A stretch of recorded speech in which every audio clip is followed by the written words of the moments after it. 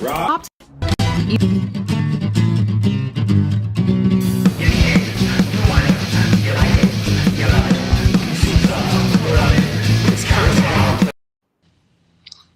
It is content. It's Saturday night. I do not know if the pause still happens, so you could have just seen me staring at the screen stupidly for a few seconds, but I'll find out when I rewatch it. But I think Nick's the one who told me that should just be the kind of catch for the show. The thing I do is just screw up every intro. Yeah, that's the So standard. That's how yeah, it's supposed to be. But we're back. Nick's back. We are going to be talking about an indie comic tonight. I don't think I've done this before, apart from talking campaigns with people. But yeah, this is the first time I think we're just going to be reviewing Hotel Story from Berg and Jewell. But before we jump into that, we were just before the show started talking about ways to make the comics that we get as backers feel more special than if the comic goes into a more of a mass production, out into the world thing, what they get versus what we get as backers. And I like the tchotchkes. I like the little stickers and those sorts of things. But even at that, some campaigns don't have that. You do just get like the book basically, which is fine. That's their thing. But I'm of the view that the book that is given to the backers should be like the cover should never be seen again. Right, and that's exactly what I did with one of them, not all of them. So there was the cheapest version that you could get on my campaign, and then for $2 more you could get one that's never going to be available ever again. In fact, it's so exclusive to the Kickstarter that I made my mom go and buy it so that I could have one because I wasn't even going to give myself one, and so that's how exclusive it is to the Kickstarter. And I wish more people got it. A lot of people did get it. Don't get me wrong, but I wish more people got that exclusive one. Yeah. Because I printed 2,000 and only 50 of them or so are that exclusive cover. So yeah, you might have had to have really kind of made that really clear, like, this is this.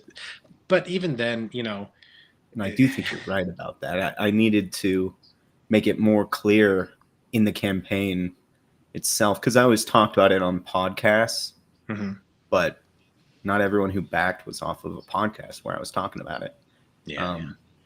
So I think you're right. I think more people would have gone for it if they knew just how exclusive to the Kickstarter it was. But don't tell them about that special thing I was telling you. We'll not do. But here's something I was thinking of actually the other day. Do you remember? Well, actually, you probably don't because you're a youngster. Maybe I heard about it. when I was a kid, there were I don't even remember the name of the books that, but they were like children's books, right? And with them, some of them came with tapes, cassette tapes, and some came with these thin plastic records, 8-inch records that were, super floppy. They were basically a page in the book, and you ripped it out and you stuck it on your record player, and it would. I don't remember that. I remember the cassette tapes. Yeah, but you would, it would read the story, right? Like the one that I remember the most is for whatever reason it just always stuck in my head. I think it's because the word calliope was in it. That's where I learned the word calliope. Was Dumbo, and it was this is the story of Dumbo. You can read along with me in your book. You'll know it's time to turn the page when you hear the calliope play like this, and then some music played. And but I think maybe someone should shoot for that sort of thing in their campaign. That'd be so interesting, actually. Like, maybe you get someone, with a nice reading voice, or maybe you just do it yourself. But that'd be an interesting thing to do. Just a It sucks to do it digital, but you could do it straight digital too. Yeah, I mean, it could be the thing of like if you don't want to, like if say it is a piece of plastic that's in your book, you don't want to rip it out, then you Yeah. can listen to the digital. But but the cassette would be rad too. I mean, like just it's just a cool thing to have, you know? Yeah, that'd be a cool thing. Yeah, I think it is important to, I mean, the backers are the early adopters. It's Yeah, like you really got to appreciate them. Um, and that's what I've been trying to do. And not to call anyone out, but I've been people doing Black Friday deals. And I'm like, yeah, you guys just charged triple that price, all of your backers who cared hmm, enough to do it. Now you're trying to get people in at a third of the price or half or whatever it is. But it's like I'm yeah, thinking about doing a deal for the second issue where it's like you can get this percent off of the first issue if you haven't done it yet or whatever. yeah, But then I thought I don't want to do that to my backers. So then I'll offer them the same thing, but for issue uh, 2 because they already have issue 1. yeah, So yeah, like I'm very conscious about appreciating the early adopters of the Cursed Continent. We don't yeah. it's yeah, I don't want to spit in their face after they made this all possible. So Yeah. So with with that kind of thing, okay, so there have been other people who have done their campaigns and like you said, a Black Friday sale, whatever comes up, and they drop the price sometimes drastically. Um, I don't know that I necessarily mind that, but like I said, whatever that product is that's going out at the cheaper price should be a different product. it should be different, 100%. At least it should be different. At the very least, yeah. I could see that. So like for my campaign, right, we had the one that was very clear. We're gonna Yeah. print this forever and ever and ever. This is the cover Mhm. that's always going to be reprinted until people Yeah. stop buying it. Yeah. Yeah. And then there's the exclusive one. Um, but it's still just like I don't know. And maybe they are different and stuff.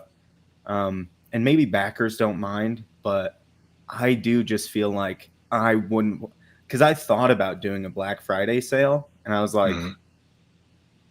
wait a sec. What about everyone who backed? Like if they had just waited, they'd get it at a cheaper price. You know what I Yeah. mean?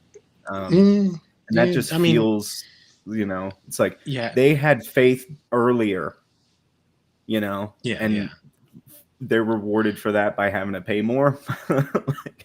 But Well, yeah, if t- it's a different cover, it's not quite the same. Maybe they're not getting the same like per included, yeah. stickers and this cute little booklet and everything. I Mhm. don't think he did a Black Friday sale or anything like that. But if he did, and he didn't include those little special knickknacks, Yeah. um, then I could see that as more justified at least. Mhm. Or if it's a different cover that's less special or whatever it is. Yeah. To me, it almost is like give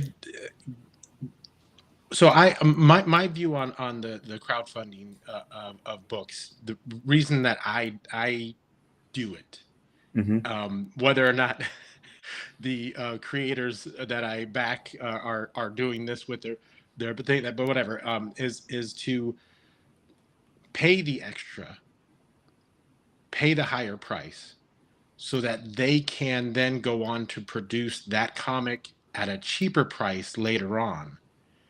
But again, like I said, I want it to be different than what I bought, Mm-hmm. but so that they can more readily get that out into the public at a cheaper price. They don't have to pay for the artist anymore. They can just print a cheaper version of the book and ship it out to comic book stores or wherever, and that's my view of it. But like, I don't want it to be the exact same thing that I paid $30 for Yeah, when could you someone else is imagine? coming up and buying it for $7.99 or $10 or whatever.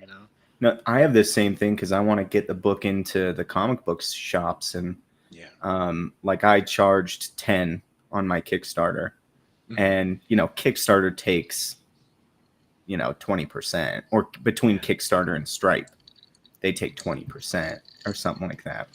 So I mean, I can kind of say, oh, okay, well, maybe I can charge that much less because I can maybe justify it. But I just feel slimy wanting to put a smaller price tag on it in the comic book stores. Yeah. Because I did say because I made everyone else pay on the campaign, more. So it's like, I'm struggling with that morally. I don't know exactly what I'm going to do yet. Yeah, I do think most of us who do the backing kind of understand that, though. Like, we're not buying a comic, we're like investing in something, Mm-hmm. You just want, you like a comic, someone's created, and you want to see them do well. I'm gonna back them, and what I get out of it is it's just like, I think it's the reason why so many guys who are into like punk music and stuff are into the indie comic scene. We want to be the guys who, we heard of it first. Like, yeah, you're into that comic, mm-hmm. but like, look what I got. I did a promotional post that basically was that. It was basically saying you got here first, and you're gonna have the satisfaction of being the guy who discovered Roy Beckwith and the Cursed Comet. You're gonna be able to say you were here from the beginning of it, that kind of thing. Those promotional posts, when I really put some time and effort into them, they actually do pretty well. I put a lot of time into the copy itself, and sometimes. But anyways, I wonder if it's also just because they were longer, and like for whatever reason the algorithm's like, let's just throw this out to more people, because maybe sometimes the short pithy smart posts that I post don't go anywhere. But I don't know if pithy works anymore. I heard they changed the algorithm. It's like smaller accounts are going to have more trouble now getting reach, because if it doesn't immediately get likes and comments and shares and bookmarks and everything, then it's just going to immediately kill it in the algorithm. But bigger accounts are apparently protected, and if it's controversial or people are arguing in the comments or anything like that, it's going to kill the reach on it. But again, bigger accounts are apparently protected from that. So David Brink quote tweeted it and said, "Indie creators are screwed." I'm like, I'm not screwed. I'll find a way around it. But yeah. I do the screwing around here. I don't get screwed. Take that, algorithm. Yeah, exactly. So looks like we had one viewer right now. We had another one just a minute ago. So if you're out there watching now or in the future, hello. Howdy, y'all. Real quick, before we get into talking about Hotel Story, I want to talk about a couple things I did get. I got this book, Limerence. This is one I saw on TikTok. I learned about it on TikTok, and I did the art. Just kind of struck me. I liked the way it looked. I have not really looked at it yet. Like most of the comics I got, it'll be a long time before I read it. But then I also got last week we were joined by Tim Olson, and I just got two of his comics in today. I have the first one as well. I don't have that second one. It is the first one if you look through the coloring and stuff, it's kind of super pop art. Oh yeah, it's totally like one tone, like high saturation. Yeah. The second one, I don't know what that was the one. Oh, the The second black and one's white. different. Yeah. Yeah. Different artists. That are totally different. Yeah. So I kind of want to get into those. So and if you've seen on X, I've been posting my reviews, going through those and reposting those. And I was doing it in the hopes that it would motivate me to start doing them again. So I have all these books here.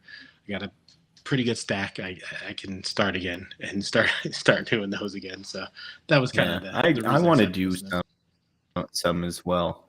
Yeah. Something like what I kind of want to do. Like I just got Bronze Star #1 from Mike Barron. Bronze Star 2's happening, and I was like, I should do a review on that. It's like, do I have time to do it? Yeah, that's the other part. That's the other thing, isn't it? But you did. Didn't you do a little bit of? Oh, I can see. Here, close my other tabs. It might be my end because my there's a little. The wife is watching Stranger Things. Not my wife. Is your wife? No, I just the new Stranger Things came out, and I was like, what might be taking away his internet? You know. It would be boy, what would be Kardashians? Oh yeah, okay, yeah, totally different. That kind of thing. Yeah, totally different. It's the new 90 Day Fiance. Yeah, but didn't you do for like was it 3 or 4 short videos, like read through for Batman, some Batman comics? Yeah. People like that. Yeah, I enjoyed them. I thought they were pretty fun. I got one of my hardest core fans he started with those and loved them. Nice. I should do some more. I was gonna do Hunter/Prey Superman. When Doomsday comes back. Yeah. I don't know what happened with that. Maybe I got bored with the story. I don't know what happened. Well, yeah, it could be. That could be that could make for a more interesting video though. Like you're just like, and then I just stopped reading because it was boring. Yeah, I should do more. It's I do like doing it. It was fun. I did it when I had no job. I was in between jobs, and so it was really easy to just take a whole day to do it, because it takes me 8 hours to read one, take all the pictures, take all my notes, record the thought. It took me 8 hours at a time. And now I just don't have that kind of time because I'm no longer in between jobs, which is partially a good thing and partially sucks. Because I don't have time to do cool stuff like that. But. Yeah, that's there's never a good segue. That's why I'd come out with them once a week, was because I get a half an hour after work or an hour after work to do something, and then I take a week to make those videos. So. Yeah, so like a half hour or an hour every day for a week, that adds up to 2.5 to 5 hours of work. Yeah. But like you said, no good segue. So let's just. This is perfect. Yeah. I got I got disconnected. Uh-oh. I'm back. Darn internet. Yeah. Sorry, everybody. So we might be dealing with some internet problems, peoples, but we'll push through. I posted on X that we'll open up, probably do some open line kind of stuff. So I'll post the link here on the chat here in a minute or two. But first, we're just gonna talk about Hotel Story. What we know about the creation of it and that sort of thing. There's 2 parts. art written by Per Berg, art by Jewell. I Mm-hmm. get confused with that name because Dio, um, who does Tome of Reckoning, and Yeah. is supposed to be the co-host, but he's got some work issues too. But he'll be back at some point.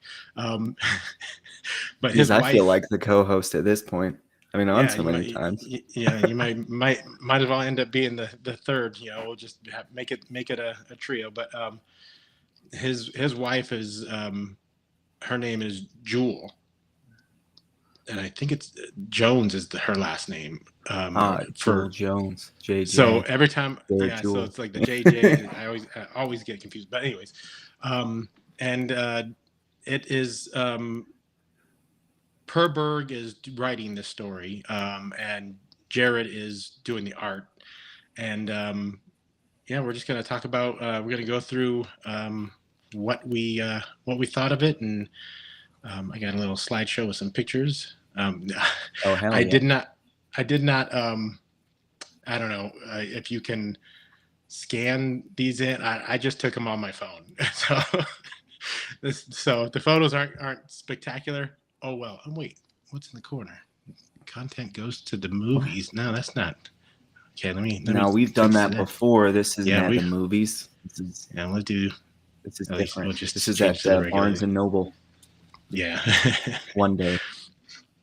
but um, but yeah, let me. I'm gonna go ahead and post this. Yeah, get that going. I wanted to say as well, I was on Per's show, and I believe that he said that when he pitched this to Jared, that Mhm. it was a complete story. So I'm not positive, but I think he had the whole thing written, both volumes, before um, Jared got started. He at least had a plan for the whole story. yeah. So I just throw that out there because I think that's interesting. Hmm. That someone might plan a whole story. It's wild.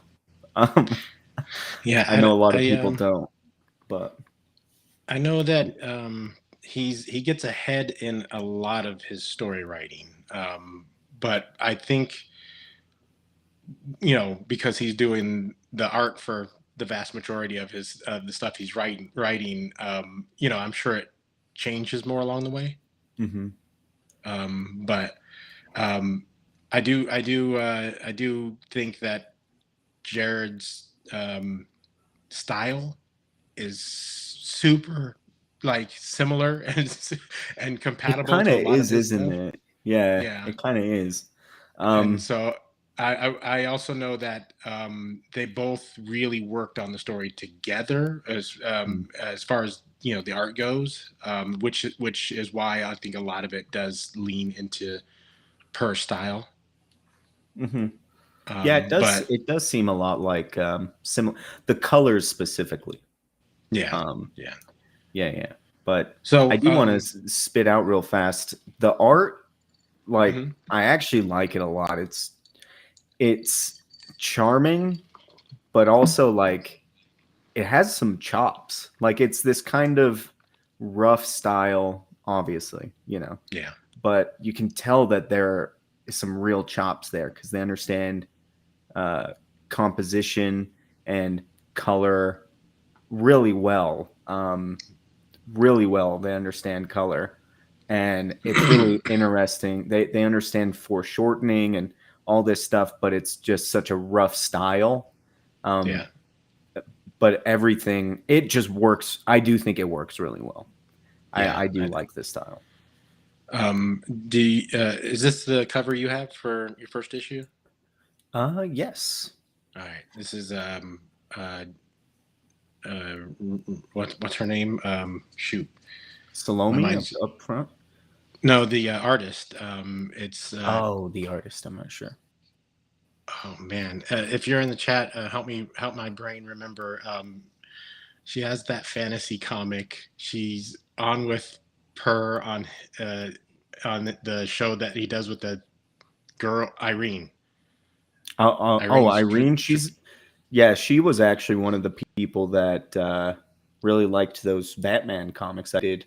She and that other person I talked about, they actually went and bought those comics Oh, nice. after watching my videos. Yeah.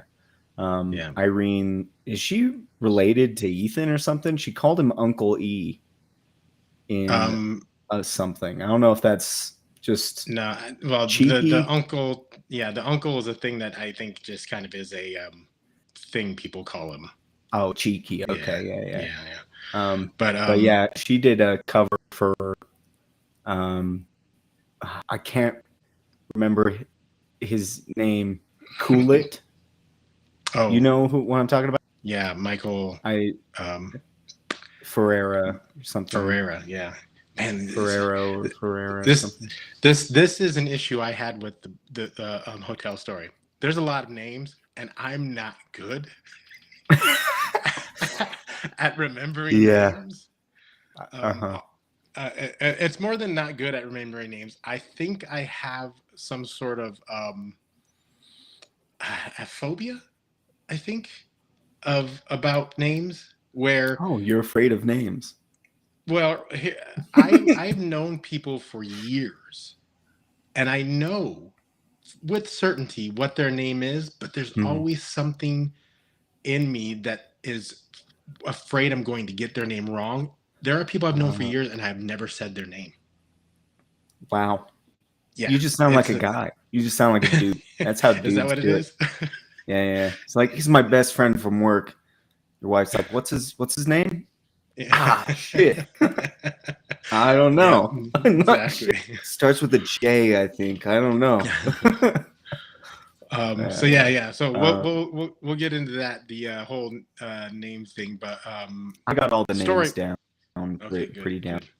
good. Yeah. You can go on me. Story wise, though, what the story basically is a busy, super busy hotel, which they, in the first opening parts of the page, a great job of um, conveying that. Like it's hectic, but it Hmm. drives forward the story. Introducing it. They do a really great job of that. But hotel, there's a tennis tournament. There's a motivational Oh, speaker oh boy, you're running happening. through a lot of stuff really fast. Well, I'm just giving the basically like the setup, like, and Okay, so this okay. is what's happening in the hotel. That's why it's super busy, and it's also why it's a great place for the darker things that are happening in the story. Yeah. But right off the bat, like I said, you jump right into the lobby with which very first page, splash page. Um, Great. It's a very what's the word I'm looking for? It You step into a scene here. You step into the book really well here, and I Hmm. think that's one of the things that Perberg Narwhal does really well is in his books he makes it so that you are um, what's the word, invited in, like you become a part of the story really well. Yeah. um I agree. This whole thing has this really well done vibe of uh, it the like murder mystery and mhm. hotel. Like it's really weird because I didn't expect it from just a comic book, but the vibes of this really feel like hotel, if that makes sense. Yeah, you got some Um, excitement about yeah. Narwhal, so that's good. um but what do you think about the let's get into some a little bit of the art. What do you think about the backgrounds, the hotel itself, the art in that? Oh, I like it. I like that it's kind of lineless. Yeah, yeah. It's kind of all color. It's I like the art in this actually. I think it's Yeah. like I said, the style is kind of rough. Like you can see it in this image, but the coloring, the depth in the images, like Hmm. he knows what he's doing. Jared Yeah. knows what he's doing as far as coloring and you know, dynamism and depth and layouts, and he understands that, and it looks really good, despite the kind of rough style that he has with the characters. I enjoy it. I enjoy it, and that yeah, I Yeah, agree with the backgrounds. I like the backgrounds are pretty well thought out, and the geography of this hotel is really well thought out. yeah. They got together and apparently that they built like it's basically a 3D model. Is that what these backgrounds are? Yeah, they built Per and Jared got together and they basically built a 3D model version of the hotel so that they knew where everything was happening and they would set up their shots in there. Yeah, I've been struggling with that moving into issue 2 of Roy Beckwith. I started having to make maps of things for my artists to just make sure we don't have some, things just not making sense in the geography, But yeah, very smart I of them. like I like that it ends up making it look like animation. Like you got the cell over the top of the background, the static background and old older animation. Oh, I I kind of see what you mean. I dig that look. It really does look like it's something from an animated movie that they just kind of put on the page. Yeah. Despite that, he does do really well with you know, uh, size differences. What's it called? There's a word for it, and I said it earlier. Um, Perspective. perspective. Yeah, obviously. I feel so stupid. Of course, it's perspective. He does really well with like perspective, force Yeah. perspective, that whole kind of thing. Having people bigger and it seems legit. Everything seems to fit. Yeah. Yeah. I have so many notes on this. Just All saying, right, go for it. I know I'm on, but I have a Yeah, bunch of notes. it's not like Well, I like haven't how ran the we did battery the out on this movies. thing before. Oh yeah, I did it just like I did the movies. So I just Oh have yeah. like everything that happens in Well it. then, yeah, let's go for it then. Go ahead and let's go right through. Like I said, I think we'll go a little lighter on issue 2 just because it's so fresh. Oh, I Don't yeah, I want to. agree. I didn't take notes on that one. Yeah, that's all right. All Yeah, right, yeah. so what you got for notes wise then? So yeah, I'll just try to run through some of this stuff, and if anything jumps out at you, just interrupt me if you have anything to Yeah, say about any of it.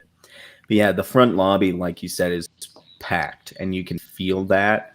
Um, Chuck, this guy who was at the front desk, he got a double queen instead of a king, which I think everyone's supposed to find kind of amusing.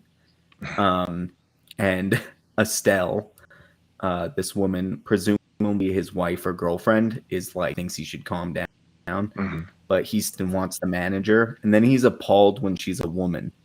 He finds out she's a woman, and he's Yeah, that's upset, right. Yeah, and she, which is like I get it. We're trying to make him really unlikable. yeah, So we have him just shitting on women, which is a little bit of a trope, I would say. yeah, The manager, we find out her name's Christina or Christine or something. It's something along yeah, the yeah, line. Katrina. Anyway, something like that. It's in my notes later. She like yeah, overhears and she's like, "Oh, I can't deal with this," which is like funny because she's supposed to be the manager, but she's like, just can't handle any of this pressure. Um, Ingrid is the bartender, and she's over like this is all in her view, and she's like, "Oh, he's a piece of work," that guy, yeah. referring to Chuck, and Gary, who's a guy who's really drunk, and I love his design. At first, I was like, "Is that his nose? Is that his head?" And in his head is his back. What's happening? Huge nose. He's just Yeah, this little short guy with just a gigantic nose.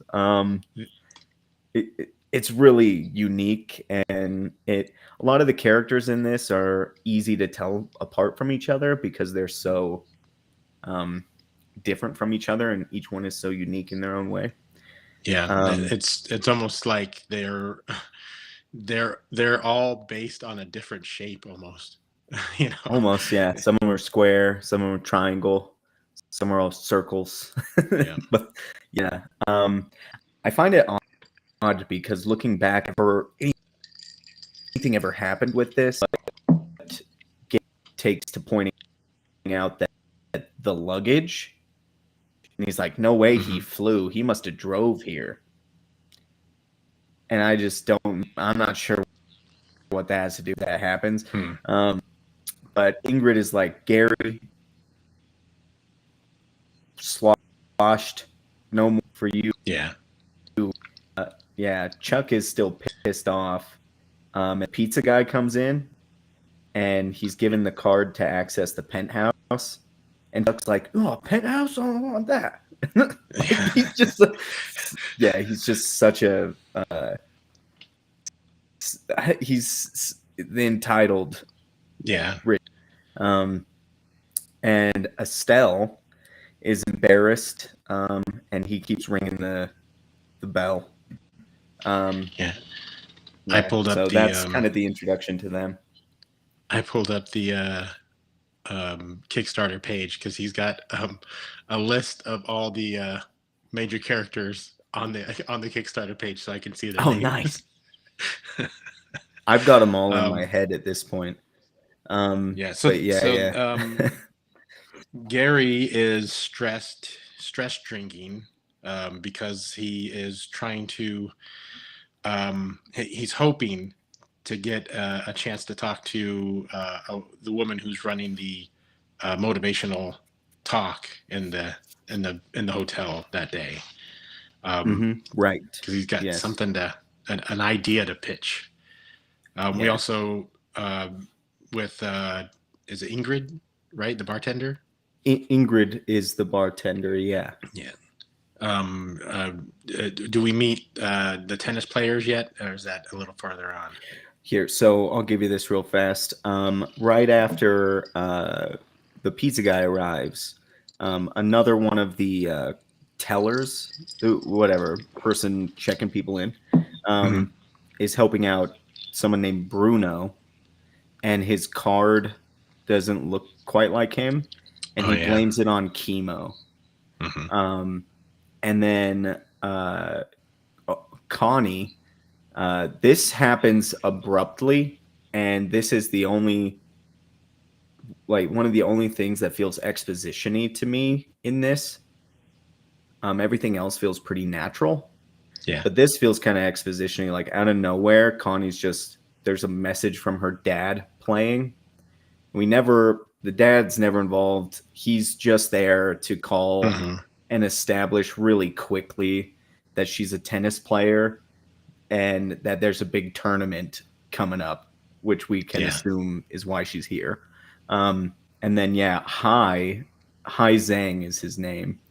Hai, Hai. He sees her and he's like, "Yo, what up?" So he's another tennis player. They have a little history, it seems like. Yeah. He's like, this is funny to me. So he asks, like, what time is your first match? But he doesn't wait for her to answer the question before he just says, we should get adjoining rooms and have a party. And Connie is like, not down. She doesn't want to. I think this is because she just takes her tennis so seriously. And I think that she's obviously got a little pressure from her dad and from herself on that. I don't think it's, to blame for the dad. We don't have much going on. Yeah. We never see him again with the dad. So we never see him again. And this is when. Go ahead. And Hai is apparently just naturally good. Like, he doesn't need to worry about partying and stuff because he's just gonna be good at what he does when he plays tennis. You kind of get that feeling. Yeah. And this is when Ingrid is like, Gary, what are you drinking so much for? And this is when he's like, there's a networking event tonight, and it's my last chance, he says, in quotes. The this is when the manager finally is like, this woman manager finally gets the balls to go and confront Chuck, Yeah. Who's still just pissed that he's got a double queen instead of a king. Which, who knows? I don't think it's ever established whether or not he actually ordered a king. Mm-hmm. But she caves to him immediately. she walks out and goes, Ricardo, the concierge, whatever. I don't know what the difference between all these jobs are, but the guy Yeah. at the desk, just give him this room that's already supposedly taken, but whatever, we'll deal with them later. And he's like, oh, what are we gonna do? We're giving away someone else's room to this jerk. And it's a corner king. It's a corner room, obviously. Yeah. Chuck is like, I told you, Estelle, this is how you work the system. And then he's like getting mad at the bellhop, like, get moving. And he's got a lot of luggage, we established. Yeah. So yeah, go ahead. The that part where he's talking to Estelle and he's like, it does feel like a crappy husband would say to his wife, like, see, I told you, like, um but it turns out he's just a crappy person, like, to somebody who's not his wife. Like, we'll find out about that. Yeah. But and then this is where this guy comes in. I don't know, real quick, I don't know if I want to get too ahead of it, but because it's in part 2 that we find this out, but Chuck and Estelle are largely inconsequential to the story. And I don't know why we spend so much time on them. Question for Per, I guess. Yeah. Just saying. We don't want to get into it, but you know what happens to both of them. Yeah. And it's did they do much for the plot or for the other characters or anything?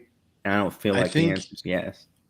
Yeah, I think she's obviously more helpful, but I wonder if it's mostly just comedy for him, for his character.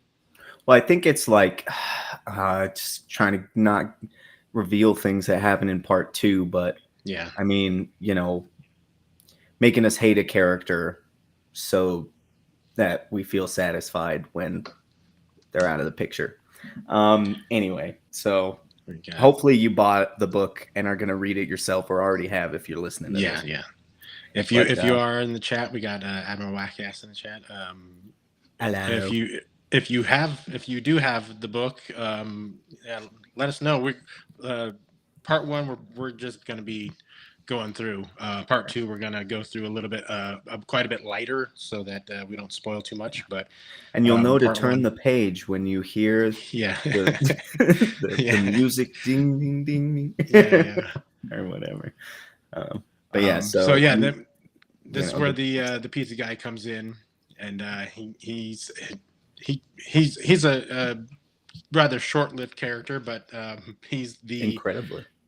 Yeah, but he serves as the kind of a kickoff point for everything else that happens. Oh yeah, very much so. I got my pictures? I forget what pictures I put up in here. Yeah, so she totally seduces him, but he's not even interested. He's kind of like, I don't know. yanks him into the room. Yeah.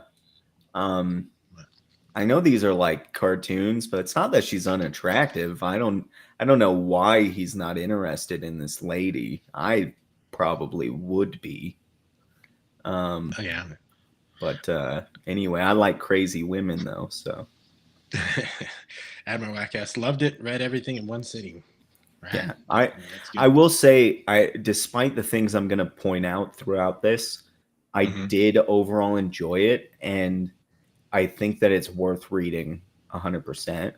I just, I expect everyone to hold me to account to any flaws, even if they're small or not too big of a deal, or even if you think that my comic is still worth reading. still hold me to account. So if you end up watching this, I actually love this book a lot, but I will point out a few things that I think could have used some changes or work or whatever. Yeah. I will too if I remember them. So here my son's in town, so I was trying to hang out with him as much as possible and stuff. So my notes are that. Yeah, I have 17 pages of notes.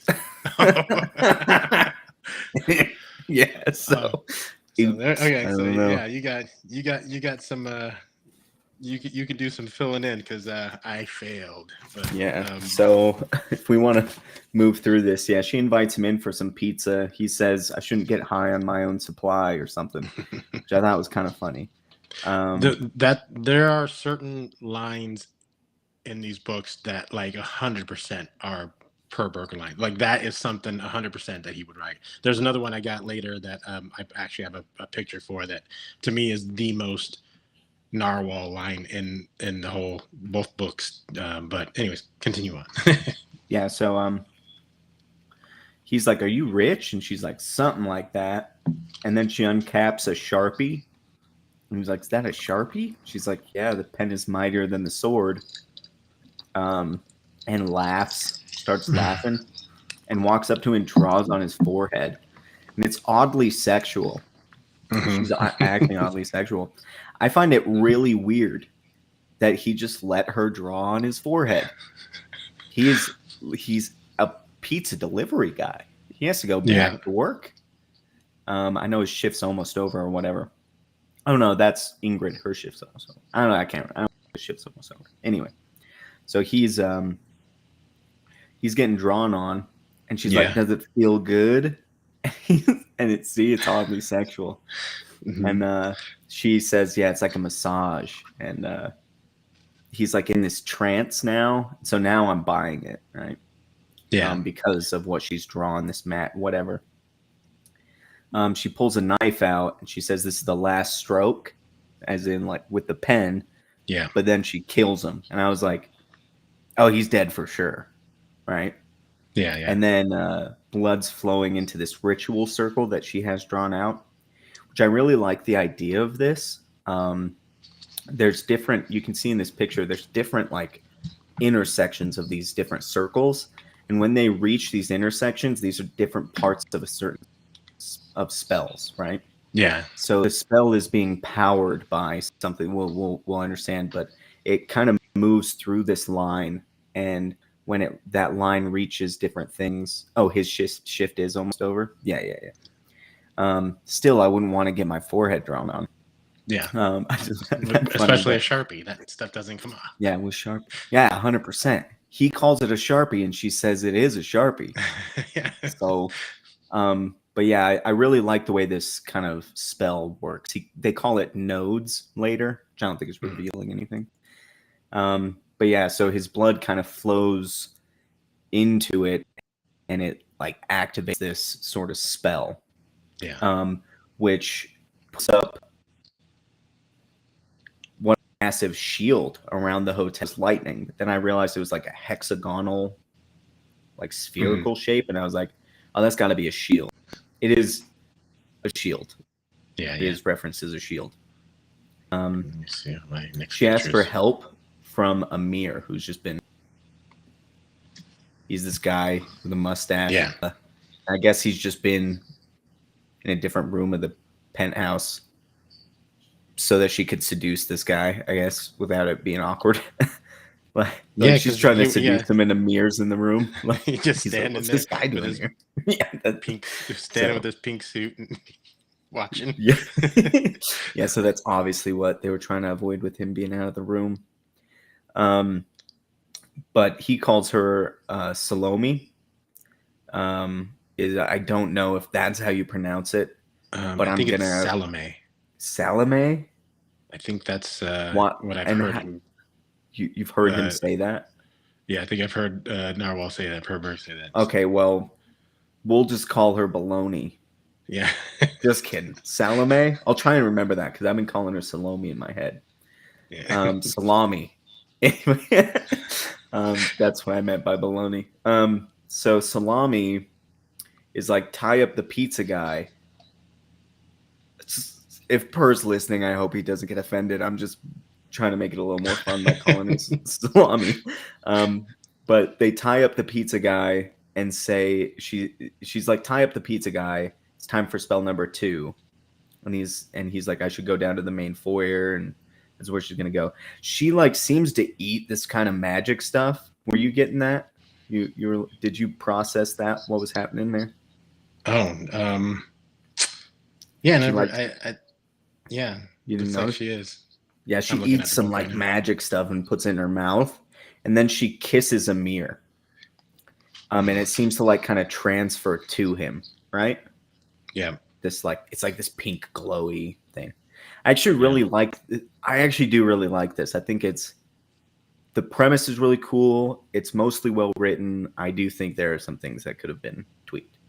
yeah, Which is like I say, I think that Chuck and Estelle were given so much more time than they needed because they were ultimately inconsequential. And there were other things we could have focused on in that time that would have made yeah. some payoffs at the end more powerful. But this is really cool. I really like the way this works. So then we're Yeah, suddenly did this catch you off guard? We're what's that? suddenly out in astral space. It says. Um, Did that catch you off guard? n- uh, not really. I mean, it just um at I just kind of was just like flowing with it, like let's see where things are going because honestly, like when she killed, when she started drawing on his head and just cut his throat, like that to me was like, okay, we're doing there's other this is a new thing. This is different than just like whatever, a mystery. Yeah, it's not just Now a we're murder getting into mystery. There's more yeah, here. Yeah. yeah. Mm-hmm. So it was yeah, not quite a surprise per se, but like Oh, it straight caught me off guard, dude. nice.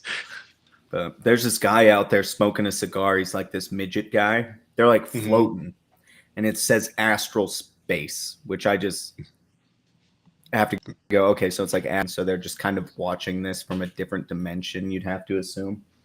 Yeah. So, but anyway, and then Good there's this picture of little that guy. sprite thing, which The- this little floaty like hey, yeah, like listen from Zelda, yeah, yeah, or except without the wings. an orb, if you're into like the metaphysical, like ghost hunter stuff. Yeah, it could be that. Oh yeah, like an orb. Yeah. Yeah. Um, but yeah, so they're kind of chatting, and he says, Salami's in there, and she just gave away her location with this shield. She's now protected, Mhm. and he assumes that she's planning a sacrifice. So, She is. does this then mean that this is kind of a police force or something that they've been waiting for her? They've been looking for her. Yeah, I think they've been searching for her, Yeah. and she just gave away her position by doing this. So yeah. But before we go on, did you read the mini comics too? I only had one. Did you have more than Oh, one? I Oh, maybe he loves that's you. well. I got the first Hotel Story, the first issue when it first came out, so that might Oh, be okay, that's why.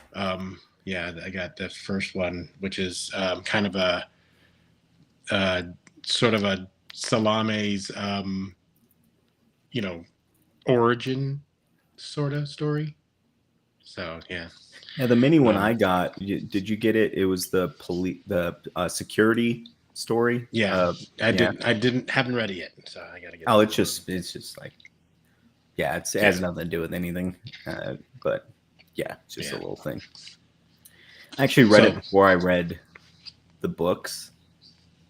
oh yeah, and it didn't. Yeah, it still all made sense on its own. But Yeah. anyway, So they, because of the shield, they got to find another way in. Yeah. So And that's what this little picture is they're sending what's the liminal angel's name? Adrian. Adrian. Yeah. Sending him in because apparently he can inhabit dead bodies. So interesting, because that's really interesting to me, because demons possess alive bodies. yeah. Yeah, like the story is pretty good. I mean, it's a little short little thing, but it's cool. I really actually want it almost had me like, man, that'd be cool to do. Like these little mini comics you just print on a printer paper and fold it up and, you know, make it into a little. I thought that was a really cool idea. But anyway, I think that's maybe the third one he's done. Yeah, they're really interesting. And so it's a cool idea, man. Because it's really cheap, you know, you don't have to do a whole nother printing run of something, or, you know, but anyway. Yeah. And I think the one that security story is the first one that's come folded. The first two were you have to make the cut and then fold it. Yeah. So, yeah. Okay. That's cool too. Yeah. Yeah. But anyway, so yeah, Cigar Man sends Adrian in to inhabit the pizza guy's body because he's going to investigate. And second priority is to save Bull. Yeah. So, but yeah, I find it interesting because demons possess alive people, and this angel apparently can possess dead bodies, not alive people.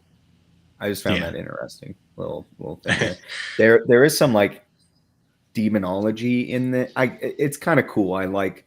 He gets into it, I think, in the second volume, a little bit more about how there's a tug of war between heaven and hell, and the people on earth are the rope. And I was like, that's a really cool way of putting that. I like that a lot. But anyway, yeah. So, pizza guy wakes up, but it's the angel Adrian. But he's been expected. He was expected. That's why they tied him up. I think I missed that. Oh no, I said it, but I didn't draw attention to it, because when they said tie him up, I thought, oh, is he not dead? It for sure looks like he's dead. And I even look, his eyes are open like he's dead. His tongue's hanging out. He's dead. Right? That's a universal sign for this guy's dead. His tongue's hanging out and his, you know, he's dead. So he was dead, but they knew that these liminal angels can possess dead bodies, so they tied him up preemptively. Pretty smart. I think that Purr definitely thought out these premises pretty well before he started executing. Yeah. The go anything. Well, I was gonna say that he does think out these I don't want to call them gimmicks, but these things that he puts into his books that are kind of the they drive the story forward, like the we'll get might into call it, them the plot mirrors. Mechanics, maybe. Yeah. Like the mirrors and those sorts of things. You know, he really thinks out how they work. You know, I do have one problem with it. I think he thought a lot of stuff out, but there's one problem I have that we'll get into later. So it's about the body possessing. So try and remind me, because I do have a little thing, but it's in volume 2, but I don't think it's really spoilery to point it out. But anyways, I think I might know what you might be talking about. So yeah. Okay. Anyways. Yeah, we'll talk about it when we get a little further in and some more of these rules are established. Yeah. So the Corner King, room 307, Chuck is in there, and the luggage is finally getting in, and the bellhop's exhausted, and he's like, he just is acting all huffy and out of breath. So I'll give him a big tip, and then he doesn't give him a tip and tells him to get lost. This guy's just such a jerk, and I think it's like we spend so much time establishing that this guy is a big jerk, and I don't know. I think that we could have at least trimmed Chuck and Estelle and favored some more of some of the characters who end up having like more important stories for the overall story, more important plot lines. I'm gonna say 100%. I believe that Chuck's whole character, his whole arc, was specifically for the what I would call the joke. Maybe. Well, you would say the same thing, wouldn't you, about Gary, right? About how he's like finally gonna be courageous at the end. You know what I'm talking about? Because it's almost the same. It's almost the same thing where where it's just like he said, "Trim and Estelle cost extra." Yeah. Oh, dude, that's good. Yeah, so we'll find out. We may as well just get that out of the way. She is clearly being paid by him. I think that's and this is what gets me is it's weird because okay, we'll talk about it when we get there. But learning that she is a call girl, the fact that this scene here she does end up tipping the bellboy, shows her character. Yeah. Yeah, not all hookers are bad people. Okay. Just remember that. Or at least, I don't know. Anyway, let's not get into that debate. But yeah, so she does tip him, which shows her character. At this point, though, I think like you're still meant to believe they're together. So then we kind of cut back to the conference hall, or not back, but we cut to the conference hall, and Gary shows up, and he is fucking sloshed. So I'm sorry, I just got us demonetized with the F word. But Gary shows up, and he's sloshed, and it seems pretty exclusive, right? They have guards out front. Kind of red. I don't think there's a red velvet rope, but it's that vibe. And then he sits next to this guy, and he's annoyed by Gary. And Gary's excited to meet Mallory, who's obviously the speaker, right? And then just trying to move through some of this stuff. I do like to give I like to give the full context. No worries. To everyone. But then we cut to 228, which is Bruno. Yes. This could have so this is one of the things I think we could have done a little more with instead of focusing on Chuck and Estelle, because this ends up being incredibly important to the plot. Yeah. This character and why he's here and all of that, right? So we find out he's not actually Bruno. This is obviously a fake ID he's got. And he doesn't actually have cancer. That was just an excuse. Yeah. As to why he doesn't look like the person on the ID. And he talks about like, do I need a manifesto for something like this? And it's like, oh, so he's like a terrorist or he's going to shoot up the place or something like that, right? Obviously. So we know what manifestos are. On TV, they're talking about how the traffic is really bad because thousands of people have showed up to this tennis tournament. I didn't know tennis was that popular. Yeah, I mean, I'm sure it is. I just have never been interested in tennis. So. I mean, it's probably popular enough to jam up some hotels here and there, considering what jams up hotels, in general sometimes. Well, there's also the seminar here as well. Yeah. So the hotel is packed full, which is really good we'll find out it's really good for salami that it's packed full. There's a knock at the door, and Bruno is nervous about it. And it's just the janitor, and he slams the door in his face with now a "Do Not Disturb" sign. So this is one of the things tennis rules, maybe. But yeah, so this struck me as odd because later we see the janitor, like the janitor just seems to be where needs him to be at the time. Yeah. That makes sense. It's never like, oh, he's clearly moving through these areas. It's more like he's just where Per wants him to be at the time, which is whatever. That's not that big of a deal. I just noticed that. Clearly, though, I think we're establishing the janitor because he does start to play a role in things. So, yeah. But but like you said, it's basically because the next time you see him, he's where he needs to be. Yeah, exactly where the plot needs him to be. Yeah.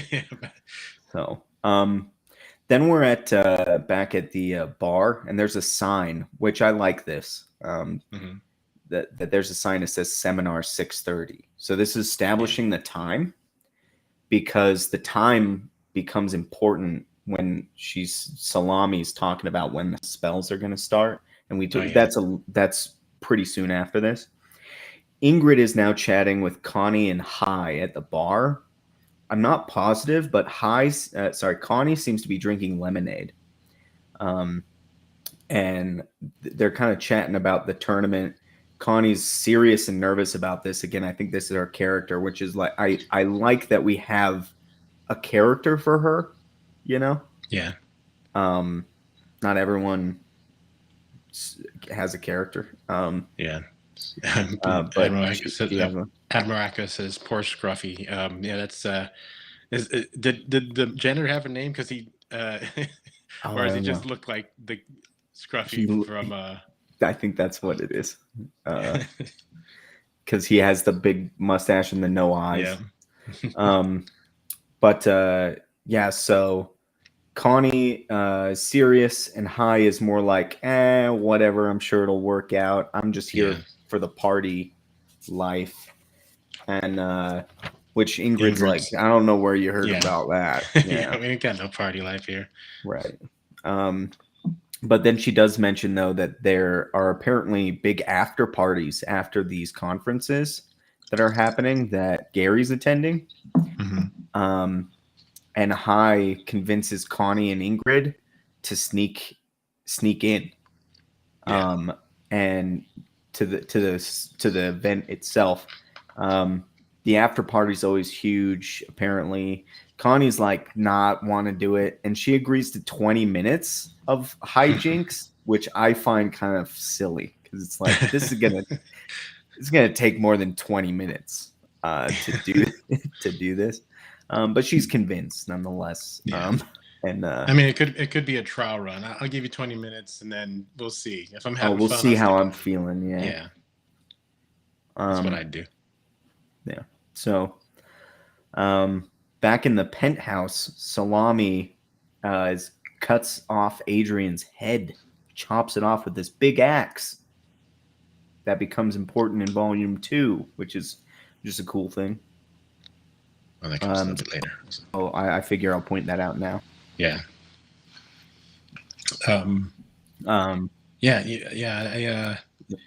You have a way better eye than I do. Like the lemonade thing, I'm looking at the book right now.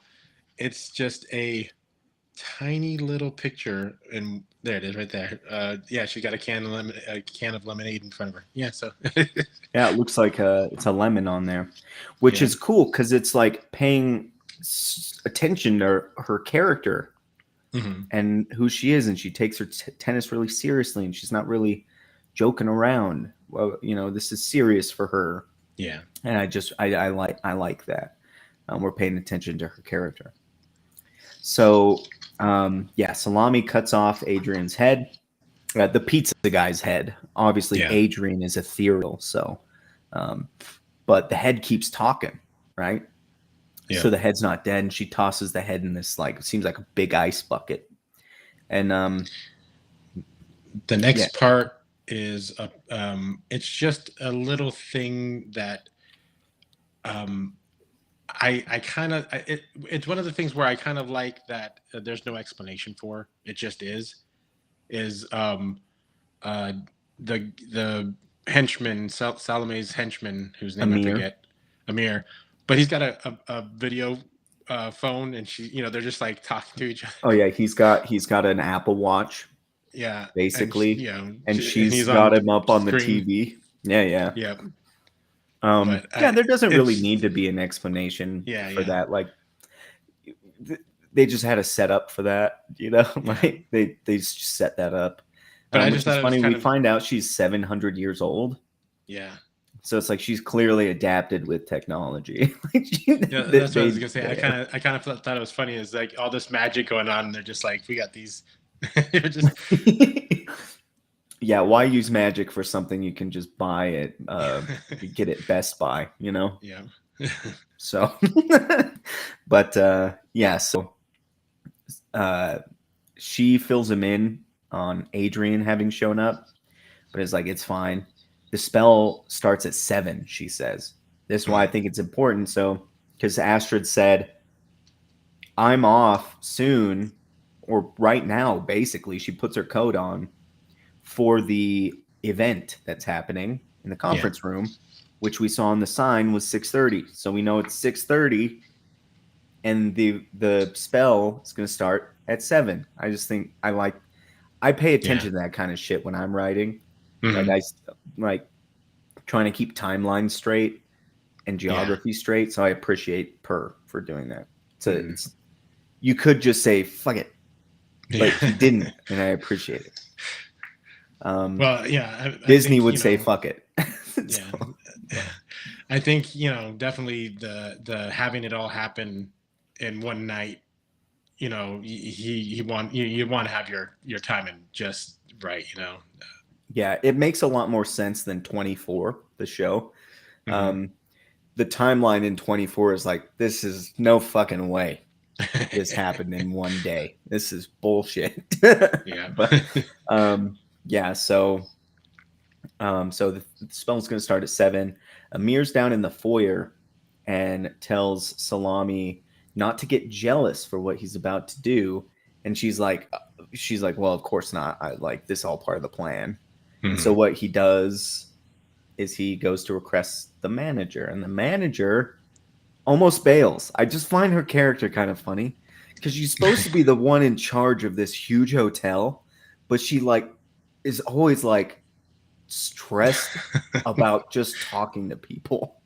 Yeah. Yeah, the timeline builds suspense. Yeah, 100%. If you have a ticking clock, but it's not clear what time it is, or it's Yeah. like, which there's a thing about the portal on the roof that they opened up, which I Hmm. don't know if we talked about it.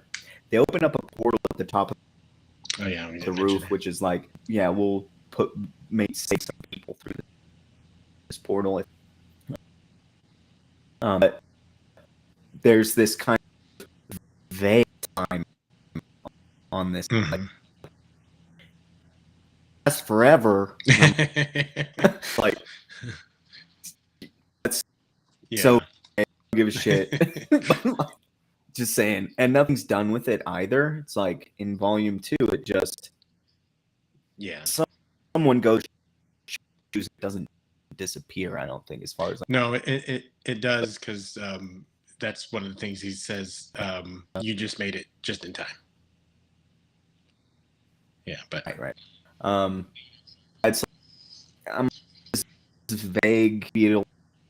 I don't know. It's like, which is fine because it's like, how do you, maybe he could, mhm. but yeah, it's just this vague. I appreciate the working out and the adding suspense with this stuff. Like the spell's going to start at 7, that whole thing, and there's a lot to do with Yeah, that. But as far as I'm concerned, and I read, yeah, I was yeah, like, oh, whatever. I'm sure it will work out. yeah, yeah. Yeah, feel real, and that was the example.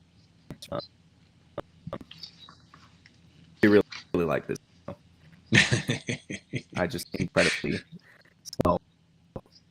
Um, so Elle's herself up, which I find hilarious. She's like, "You got this."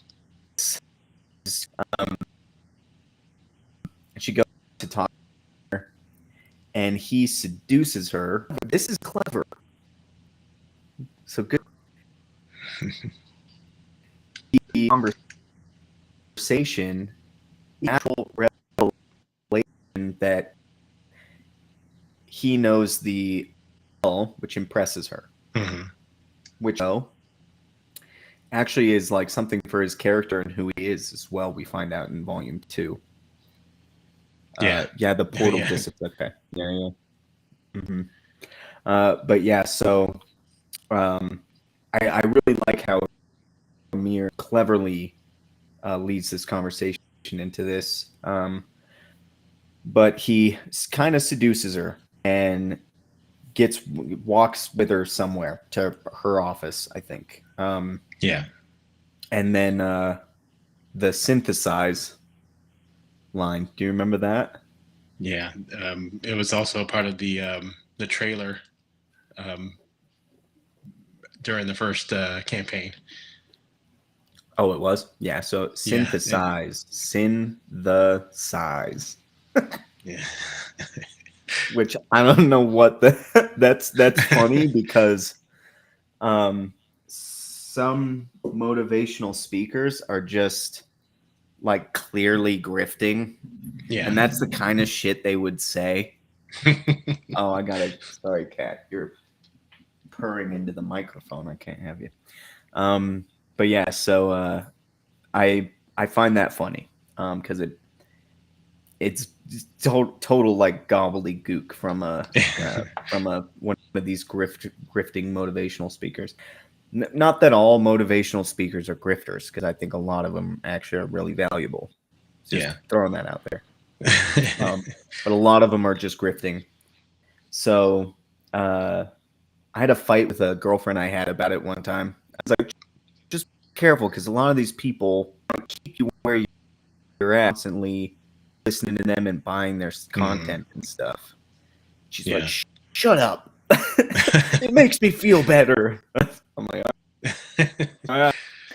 Yeah. They want you to buy the next book. So it's just going to be just enough so that the next thing they say is going to really fix it. Oh yeah, really now we're really getting into the stuff that's going to change your life. Yeah. Even though I said that before my last book and before the one before that. But yeah, so the speaker is speaking, and we're kind of cutting back and forth between her talking and the seduction of Katrina, the manager, with Amir. And right at 7, yeah, at 7 the spell begins. They kiss right at 7, and be interesting. So we don't know what happens yet, but at the conference, Gary is distraught to see the speaker, Mallory, is getting along with the guy that he had been sitting next to, who was annoyed with him. Yeah. I like this. There's a lot of these little, oh, that's that guy who was there at this, it's like, I kind of like that, And it's like, oh, well, that's convenient. But then or like, why would it be that person or whatever? But then it's like that plays into something later. And I'm like, all right, we'll give you it. So, but Ingrid, Hai, and Connie are there, and they're kind of witnessing some of this happen. And Katrina, then the manager. So we're kind of cutting back and forth pretty quickly. Which, just saying, I was worried I was doing that too much with Roy Beckwith. I'm not as worried because this played just fine, and there was a lot of back and forth happening, right? Yeah. And it played just fine. Yeah. So, but it's hard for me. It's hard to like separate yourself from your own thing and really look at it straight up objectively because you're so in there. But after reading this, I'm like, all mine will be fine because this worked fine. So she brings Ricardo in, which is, I mentioned his name before, the people at the front desk, and he's very jaded, obviously. He was upset earlier about giving up the That's right. corner king bedroom. Mm-hmm. And now he's like, I'm the only one at the front desk. This better be quick. And she brings him in and seduces him and calls him says he's been a bad boy. But she's talking like a caveman, right? Like she's missing all these words, right? Yeah. It's like Time no time thes, no for ofs. time for Ricardo performance review. Yeah. Yeah. There's no I find this no really S. funny. Yeah. I find this really funny.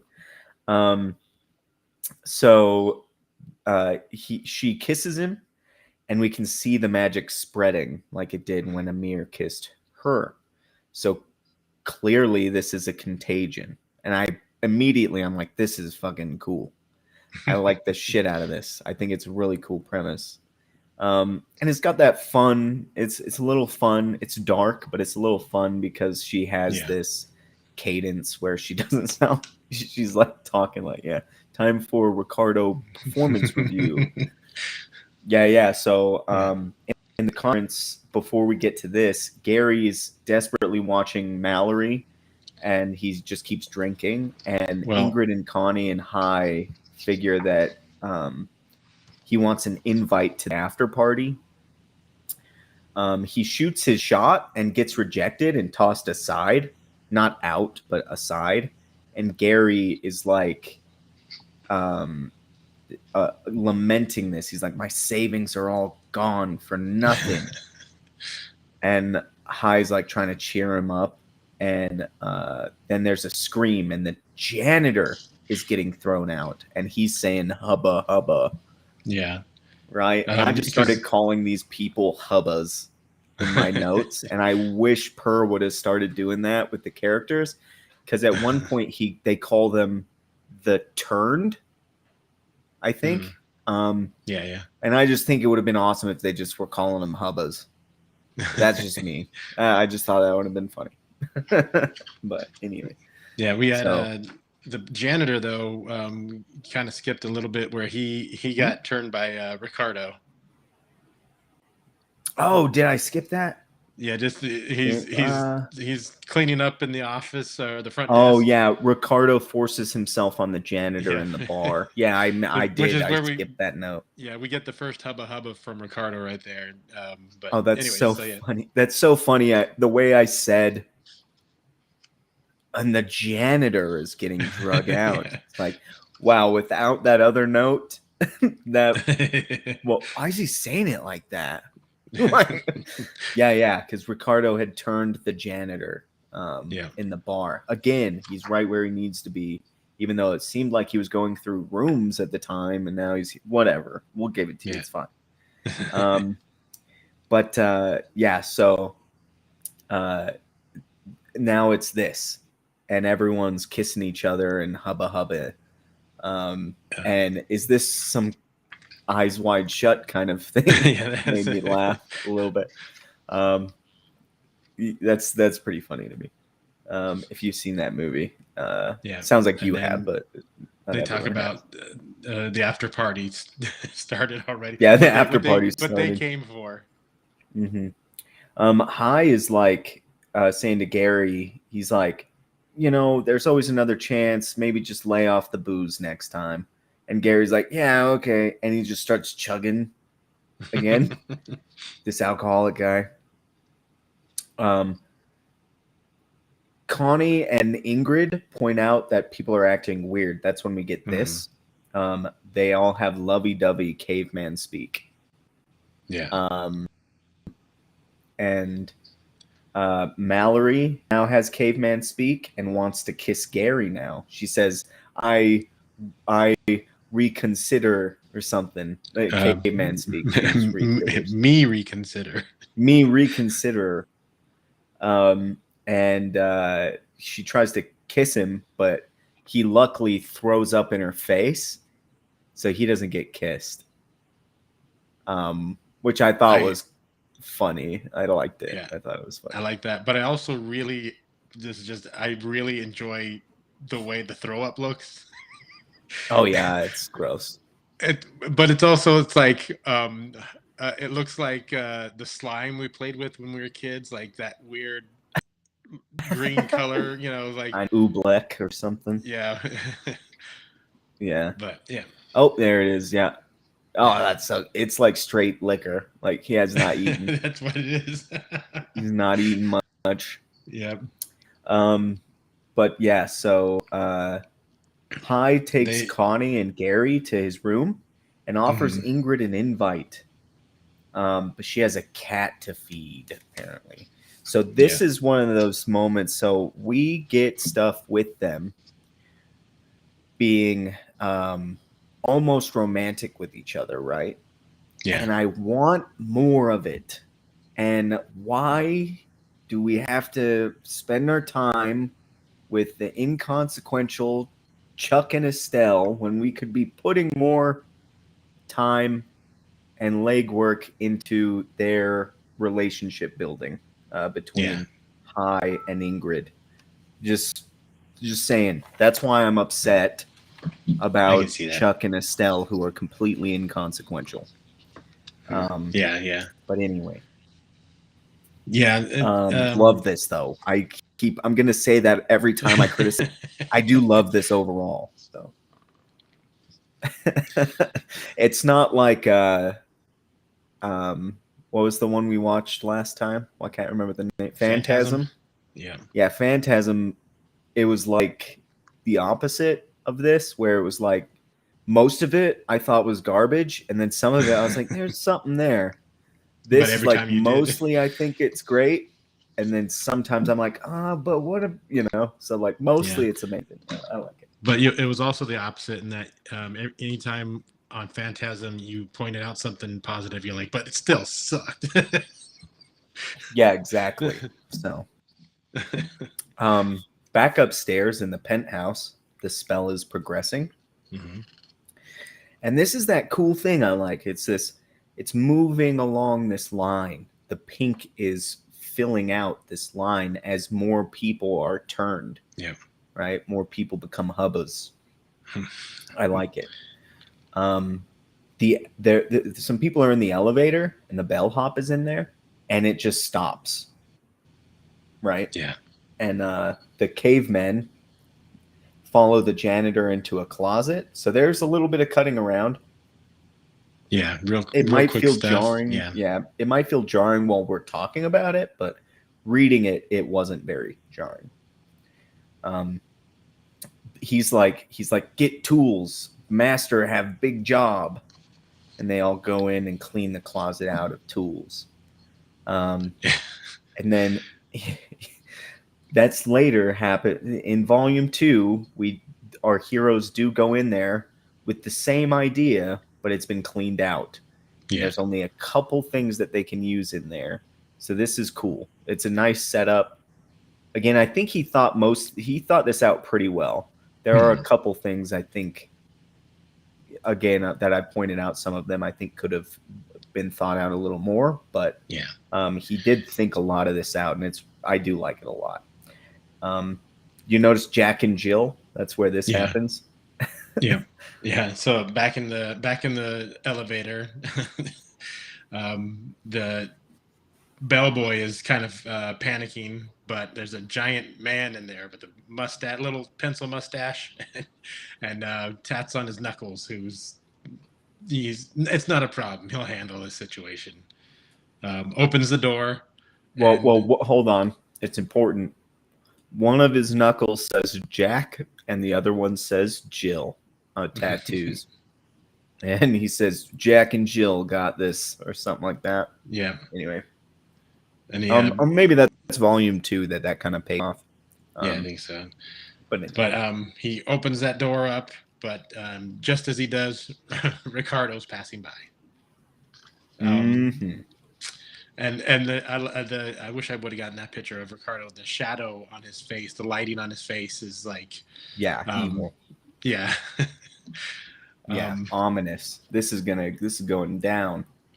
And then back into the penthouse, Salome is the spell, like you said, is continuing on, and it's reached the next point. And she says, "Now we cut the signal."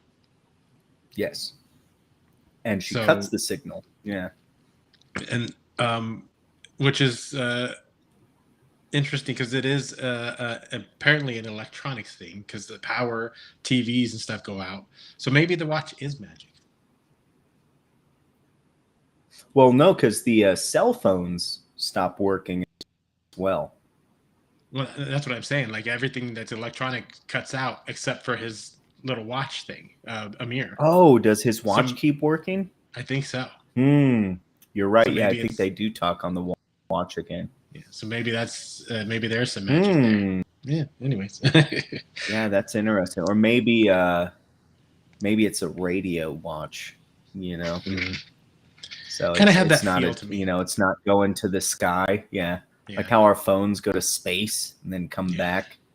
Yeah. Like Yeah. maybe theirs is just radio. I don't know. That's either a problem or we just say it's magic. So let's just say it's magic. Yep. We'll give her it's magic. So yeah, So good point. power I goes didn't think off. about that. Yeah, power goes off. What's the Bruno. Well, Bruno? who fucking knows? I don't think he ever says his actual name. Yeah, yeah. But Bruno gets a knock at the door. He's upset because he has a do not disturb sign and opens it up. And Can't you read? yeah. Yeah. But before he can really even open it up, it's the Hubba zombies trying to force their way in. Mm-hmm. And then we cut to what's her noodle? Connie. Connie, the tennis player. Yeah. She's being followed by Hubba Hubbas, and she locks her door when she gets in her room, and they start drilling through with some of the tools they must have got from the janitor's closet. Yep. Mm-hmm. She starts tearing Connie does clever fabric rip. Yeah, that's what I wrote. Connie clever fabric rip ? I was like, was this better be going somewhere and better be clever? I was like, because I was even thinking, what's she gonna do with this? What is she doing? It's the classic sheets thing. Yeah, it's the sheets. She's gonna climb down and out. Anyways, so we go back to Chuck, and he's pissed that the TV's not working and that they're in an adjoining room. He's pissed all the time. This is why I think it's silly to spend so much time on him. And maybe it's just because it is funny. It's kind of funny, but it's like, man, we've established this guy's a fucking asshole. Why do we have to reestablish it every 5 minutes? Yeah. And then we could have spent time on these characters who have these cute little romances that might or might not happen. It's like, we'll spend some more time there, Yeah. I don't know.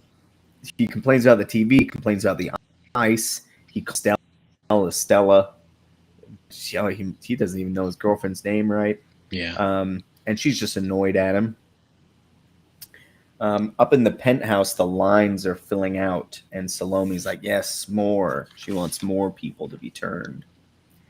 So we are cutting around a lot. Here's the question I have. So this is that page right above is where Chuck is complaining about the ice and such. But is the mirror thing? So did I miss something about the mirror? Well, that's Bruno's bathroom mirror is wonk. I said. Yeah. In my notes. and it's clearly tied to the spell. But I don't know that. That's what I was earlier today. I was thinking about, like, where did the mirror thing come from? Like, it's just all of a sudden there. It's just a plot point, a plot device for no reason, but it is interspersed with her talking about yes, more. So okay, I see that as an explanation, but I also see it as a potential problem, because why would she make that part of her spell? Okay. So then we're gonna get that a little bit later. A few when Yeah, she makes it part of her spell to do something else later, and she seems to add it. So it's like, why would you even have that? They don't use the mirrors. So well Salami that's never uses the mirrors. one point. I don't know why I should have gotten a picture of it, but when the creature whose name is uh, Gerard. Gerard. At one point, it looks like he goes into the mirror, but then it never happens. It never plays a part Yeah, of I don't anything. think he was in the mirror because you can tell with the way it's colored. So like the people who are in the mirror dimension are colored in regular color, and everything that is not in the mirror dimension that they can Hmm. see is like blue hues, right? So Yeah, I think that's a differentiation. I don't think he went in the mirror, did he? I think so. Well, when we get to Mm. it, well, I'll point it out. If but Okay. I gotta I'll show you the. I don't have the picture Yeah. up on here, but I'll show on the comic. But So yeah, yeah, Bruno goes into his bathroom. He's obviously like weirded out, and then he sees the mirror thing. That's what weirded mhm. him out more. He puts his head in, and he cannot breathe in there. I would not be putting my face in there. Just saying. He goes out of his room to get his bag. He calls it the merchandise. Yeah. So it's important what's in the bag. Who knows what's in it? Maybe diamonds, maybe gold, maybe some stuff I don't want to give away. We'll see. Yeah. That's in issue two, not issue two, volume two. It does pay off. I do think this is another thing. Like we could have spent more time with him and why figuring out why he is the way he is and why he believes what he believes and why he's doing what he's doing. Yeah. But we Maybe. just spend it on Chuck being a dickhead. But anyway, Yeah, I think it could have helped with. I mean, there was a couple points where made it clear that the bag was important to him, yes, right now but it's the merchandise. Mm-hmm. but with what it ends up being, I don't know, his beliefs could have been touched on a bit more. Exactly, that's what I'm saying. But we spend it Es- on Chuck. yeah, yeah, especially with what's going on around him, he would be one that would be like, see, what I've said is true. What I believe, um, Yeah, this is just like what I've been talking about to everyone or whatever. for But real. anyways, So he goes out to get his bag. He's attacked by the janitor. Connie's climbing down a sheet rope, yeah, as you mentioned, that she had been making. She's right outside Bruno's window. Little bit, I would call this convenient, and it yeah, is. It's very hmm, convenient, but their room numbers were previously established, so I got to give them points for that at least. But it is a yeah, little convenient. yeah, yeah, Um, but anyways, Bruno is fighting with the janitor. The janitor throws a lamp, but it misses him and smashes the window. Bruno's about to have his neck cut by the glass because he's like, the janitor's gone on top of him and is like holding him down. His hmm, head's halfway, his head's out the window. His neck is right next to the glass. He's about to cut him. But then Connie swings and kicks the janitor. And then Bruno, long story short, because I just kind of tune out during action scenes. I just want to know yeah, how it ends. I just kind of do. Bruno drowns the janitor in the mirror, yeah. which is very clever of him. Hmm. So, And it's the first of quite a few really kind of cool uses of the mirror world. mhm. I kind of Yeah, I I think kind of there are like. some cool uses in volume two. Is it, or is it? No, it's in this volume with the straws. Anyway, we'll get to that Mhm, because that is in this yeah. volume.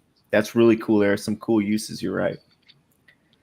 I do want to point out that uh, some of the in some of the action in these pages, particularly where she's on the rope, sheet rope, is super simple, cartoony work.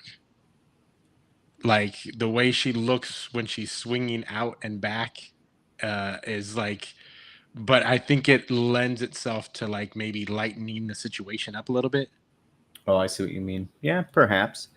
And I do think that that Jared, Mm-hmm. he does really good with motion, with foreshortening, with he does really well. I do think that some of it is kind of cartoony, but I think that's part of Mm-hmm. his style. Yeah, definitely. Um, but yeah, so uh, Connie want in, and she doesn't say it. That's just how I wrote it because it rubs off. She's Yeah. not a hubba, but that's just how I wrote it. But Bruno's hesitant because he's like, she could be a hubba. You could be a hubba, you know. Yeah. And someone Meanwhile, hubbas the are hubbas are cutting upstairs. her. Yeah, cutting her Yeah. her rope. Yep. She falls, but I think that we would, as anyone reading probably suspects, because that's just what happens when she's a main character. Mm-hmm. Bruno catches her, pulls her inside. Back to Chuck being fucking pissed. He's pissed off because the phone's not working and there's still no ice.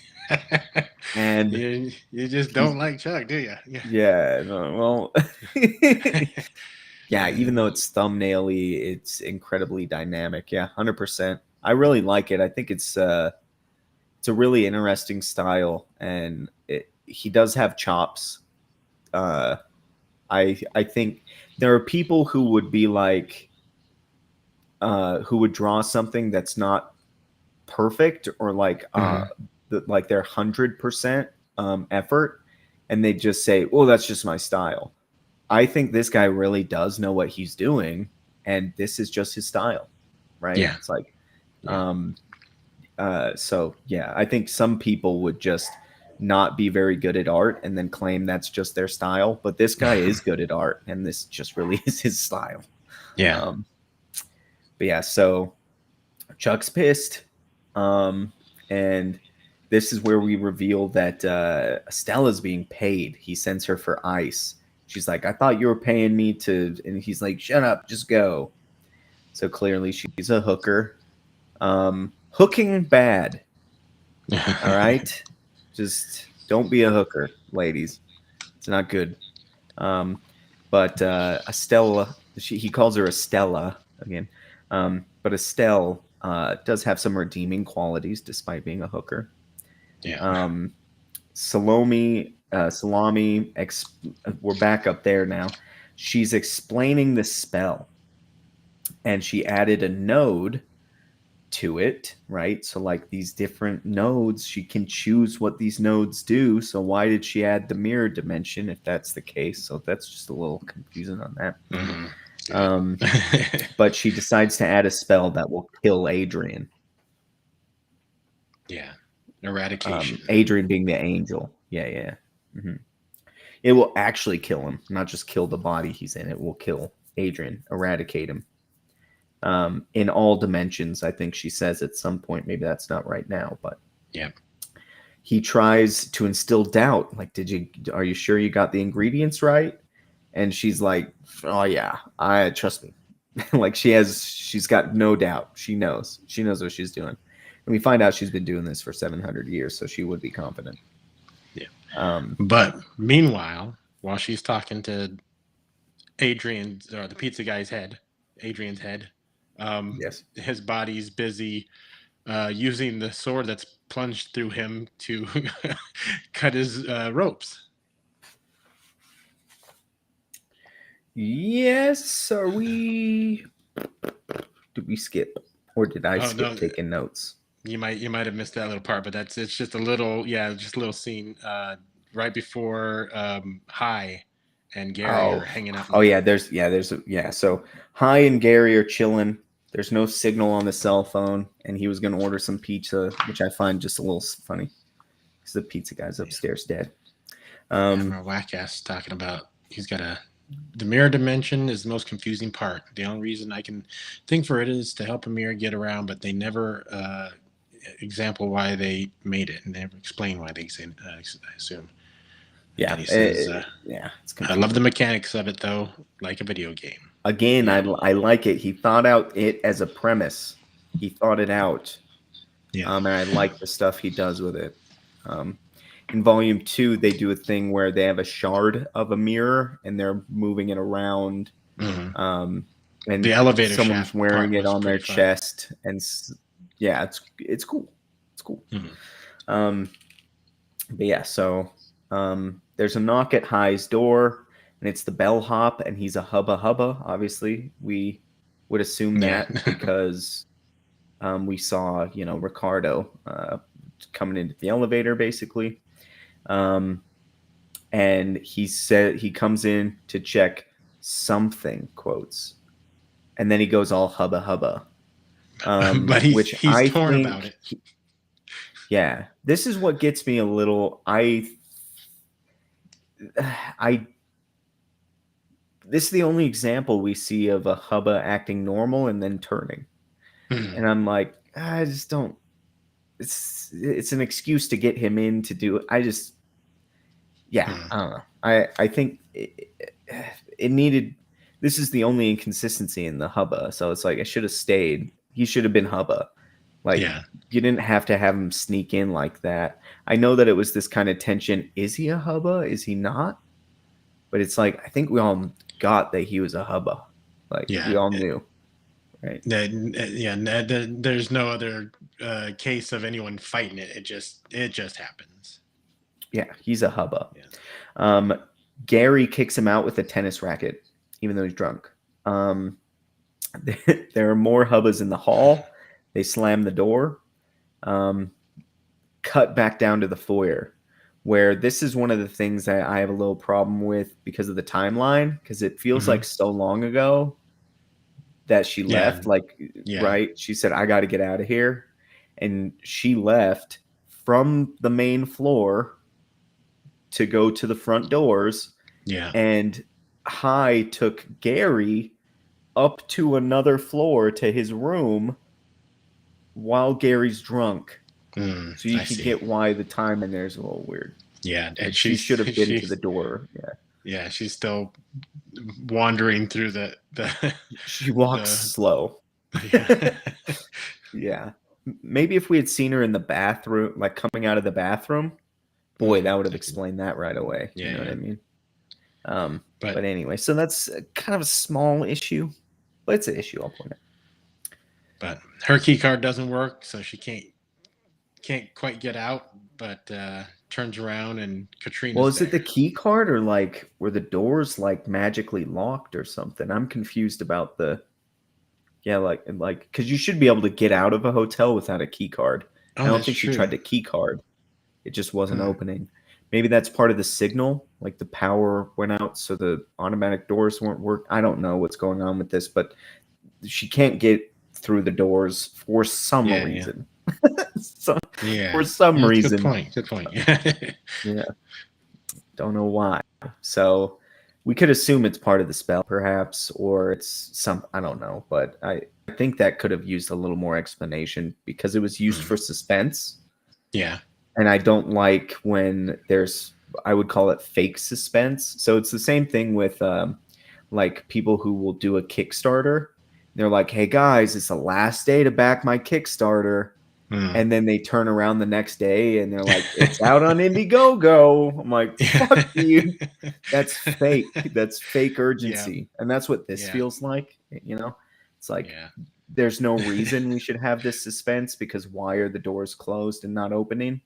I feel like it just could have used some explanation. But anyway. Yeah. So, good point. Yeah, I didn't notice that. So. She throws. In any case, she wants out anyway. So. Yeah.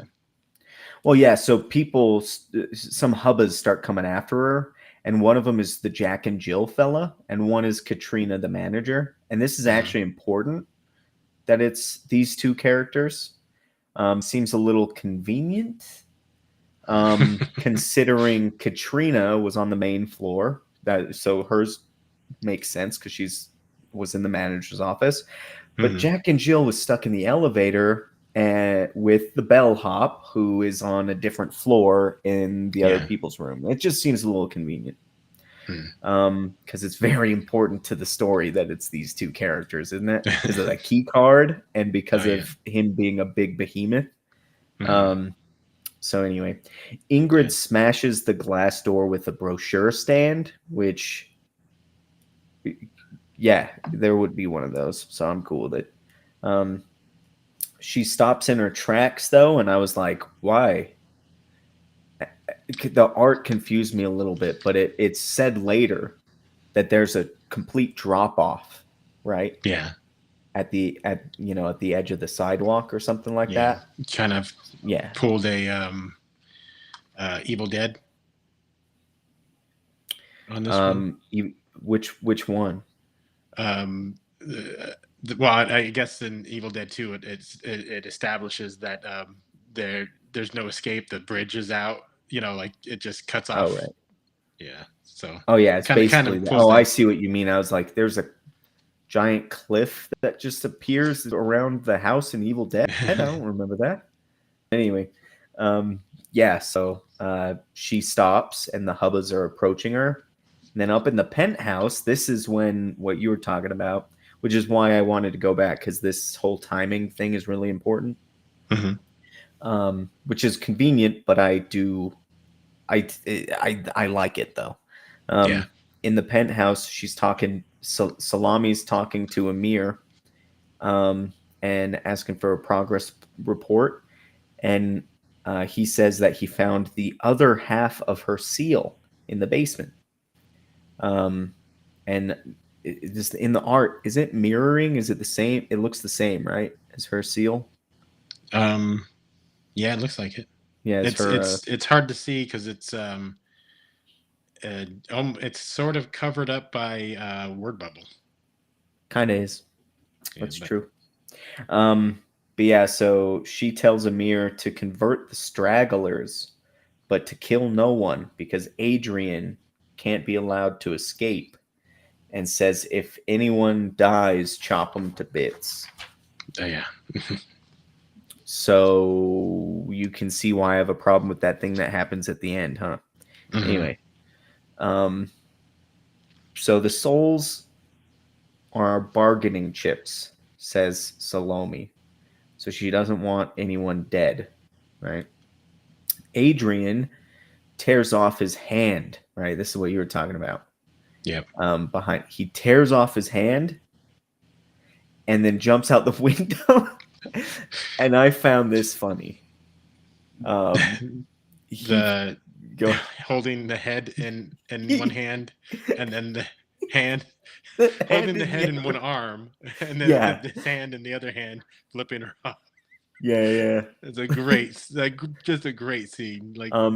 And I almost had a problem with it, but not that I didn't like. I thought this might become a problem. But it wasn't a problem because it actually well used the rules, which is if a body is dismembered, he can control the parts of that body. Right. And that's important for later, like in volume 2 and stuff like that. So and probably in volume 1, I can't remember, but it's important.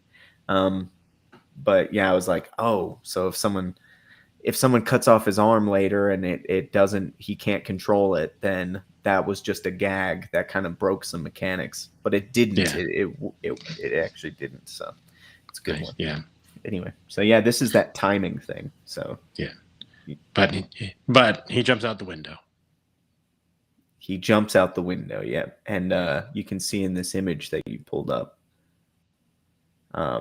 He kind of, so this is a little bit after, but he lands right on Katrina, the manager, and she dies. She's dead. Well, not quite. He throws his head at her and bites her neck. And that's that's right. I'm missing some of that. Yeah. But nonetheless, she ends up dead. Yeah. So this was all a little confusing because you don't quite see Ingrid during that whole thing. I was like, did he just save Ingrid or not? And I wasn't sure until I like flipped the page, and it's like after all of it, it's like, oh yeah, there's Ingrid. Yeah. But yeah, so the hubba, the two of the hubbas though are holding her down after he's converted. He's killed Katrina, bit her to death with his. That's his only weapon, is his teeth. Takes her body, so now he has a full body, and he uses the pizza boy's head to beat the hubbas that are trying to take Ingrid. Adrian then kills the Jack and Jill character, this big beefy guy, takes his body over, so which makes sense, right? It's preferable for fighting. Kills a bunch of hubbas, brings Ingrid back inside with him because he could tell she's not one of the hubbas. Estella, because I was confused. He was just, I was like, oh shit, I've been writing her name as Estelle. No, it's Estelle, but Chuck calls her Estella because he doesn't care because he's a dick, and it's well established. And we'll establish it a few more times. Estella runs from some hubbas and knees one in the balls, which is I'm actually okay with because she's a pretty frail looking woman. She doesn't, cheap shots are her only shot. So takes cheap shot. She runs into Bruno and Connie and punches Bruno because she thinks he's one of the hubbas as well. Right? Yep. Yeah. Let's see, we got. He likes being inside of Katrina. Yeah, he likes Katrina. Yeah, he likes being inside. Yeah, that's right. He says that at a certain point. He's like, I just like this body. Yeah, I like being in this one. Even right there, when he first enters her, it's like that. Yeah, that's the ticket, and for whatever reason, just sticks with that one. Yeah, he likes being in her. So, yeah, but then she realizes, oh, you're regular people, you're not hubbas, and then more hubbas are on the way. So she guides them toward their suite, her suite, the next floor up, and they start heading that direction. They run into Amir. He leaps down from a few floors above with a sword. There you go. And he's now got his shirt off. Looking good. Yeah. I see what salami seasoning. Looking ripped. I don't know if I got the next page or not, but you see the bang down there. Yeah, he threatens Estelle straight up. And then I thought it was Connie who shot, but it was Bruno. Yeah. Who shot, right? Yes. Yeah. So Bruno's and then Bruno shoots him. So this was obviously one of the merchandises in his bag. Yeah. And they take off because here comes more hubbas, and then just a one panel little thing is what's the bad guy's name again? See, I'm so bad at it. Amir. No, it's cool. Lean on me. Yeah, Amir says his eye opens and he says, "Now it's personal," which I'm slightly in disagreement with that because that's never paid off, and he doesn't like go searching for them specifically or anything. Oh, that's right. Yeah. What's in the bag? What's in the bag? But yeah, so we cut. Hai and Gary see all the chaos in the courtyard, which I don't know if that ever pays off. I don't think it does. Ingrid knocks on the door, and Adrian is fending off the horde from Jack and Jill. Jill's body. He switched Yeah. into that one. But Gary is like straight up, she's a hubba. And obviously, they're not saying they're hubbas. This is my terminology that I have taken on. They don't call them hubbas. I call them hubbas. And he actually draws a knife on High. Is that Yeah. right? Yeah. Yeah. Well, he at least pulls one out and kind of swinging it around. Yeah. And then at the same time, there's a knocking coming from the adjoining room, which if you were paying attention to the room numbers, this is clearly going to be Chuck. Oh, yeah. So Adrian has been carrying Katrina's body with him, I noticed right here, which is a smart move. This is my whole thing. I think he thought out this stuff, right? Mm-hmm. Yeah. He's going to use it later, maybe, right? It's like, I need to have an extra body with me just in case something happens to this one. So he's carrying Katrina's body.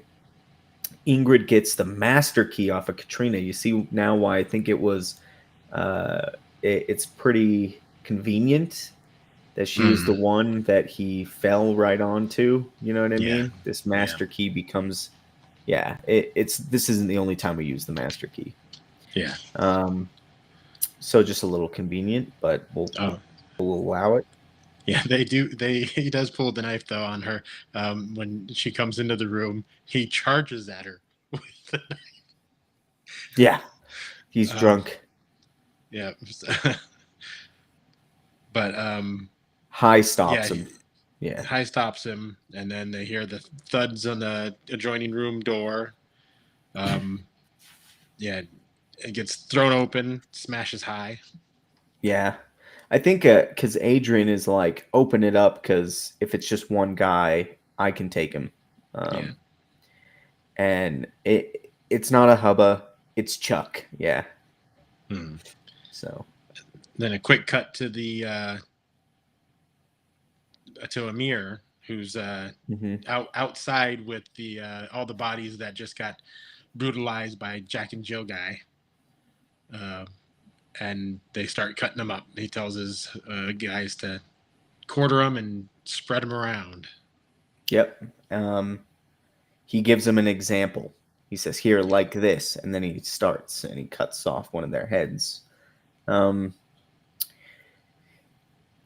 Back in the room, Ingrid asks Adrian to enlighten her and the others as to what is happening, because clearly he knows what's going on more than anyone else. Plus, he's been possessing bodies, doing weird stuff. So clearly, she's looking for his guidance.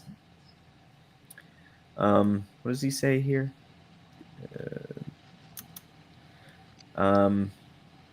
First, he confuses him because he says some stuff that like he'd assume that he's like saying stuff,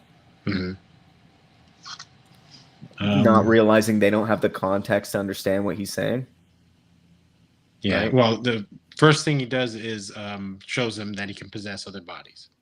Right. So, yeah. So at first, I think he says something like, well, the pizza guy was dead, which is why I'm able to be here anyway. And they're like, what are you fucking saying? And he's like, oh, right. So I can possess dead bodies. And then he moves into Katrina. Yeah. Yeah. They're all like, what the fuck? And then he returns back to Jack and Jill. So it's just a nice visual for them. He says that he's with the Liminal Angels. And his mission is to stop Salome and help them, the people, if possible. Big hurt for lots of people if Salome completes her spell. Basically. He doesn't say that, but that's basically what he says. You know, it's a summary. I'm just looking where he's explaining that killing him doing the killing of all these, hubba people, they're not bad people, but it's the second best way to get out of here. Right. Is that because Ingrid gets mad at him for killing people, and he's like, well, at least their souls escaped, is basically what he's saying. And then he says, if any of them are taken, he'll kill them and release their soul. He's like, rest assured, if any of you guys get turned into a hubba, I will kill you.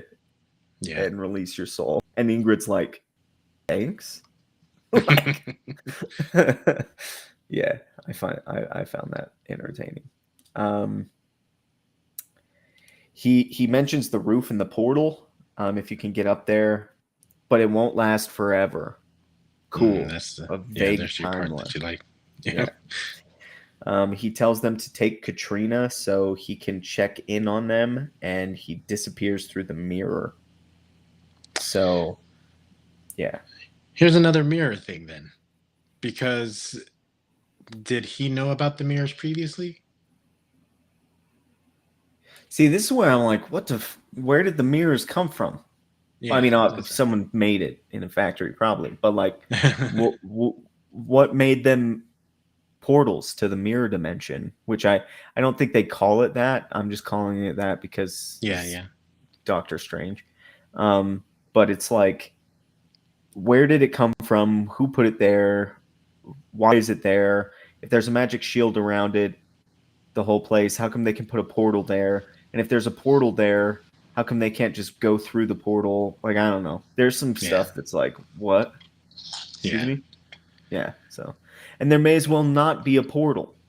Because just saying, it's like you didn't even need that because only one person goes through it. It's inconsequential. We could have just not had the portal. Just saying. Well, I mean, it did kind of give a few of the characters a direction Yeah, to one go. of the ones who's inconsequential. Just saying. Right. Chuck, but like I don't Yeah. know. I don't know. It's like fine. We could I in my opinion, we could have just not had the portal and just and not have Chuck like or Hmm. Estelle. And I think Yeah. that the plot would have been a lot cleaner. We would have had more time for more important characters, I would say. I would call Yeah. them more important, especially by the end of volume 2. You're like, so this was the conclusion of everything. And Yeah. I think we should have spent more time on that. Hmm. Right. Um, Yeah. but anyways, so I don't know where I'm at in my notes. So he just went through Adrian just went through the mirror with Yeah, Jack and and Jill Chuck behind is it. like, what Yeah. is happening? He hasn't been an asshole for a few minutes. Don't worry, that's going to change very fast. Um, Connie, Estelle, and Bruno want to make a run for it. So they're downstairs and they realize there's a bottomless pit. So they can't. The pit. This is where I was like, oh, so that's what happens. The art wasn't super Okay. clear, right? I see. Yeah. Yeah. The art wasn't super clear when Astrid fell down or like skidded to a stop. It Yeah. wasn't super clear that it was like a cliff, but now obviously it's spelled out here. Yeah.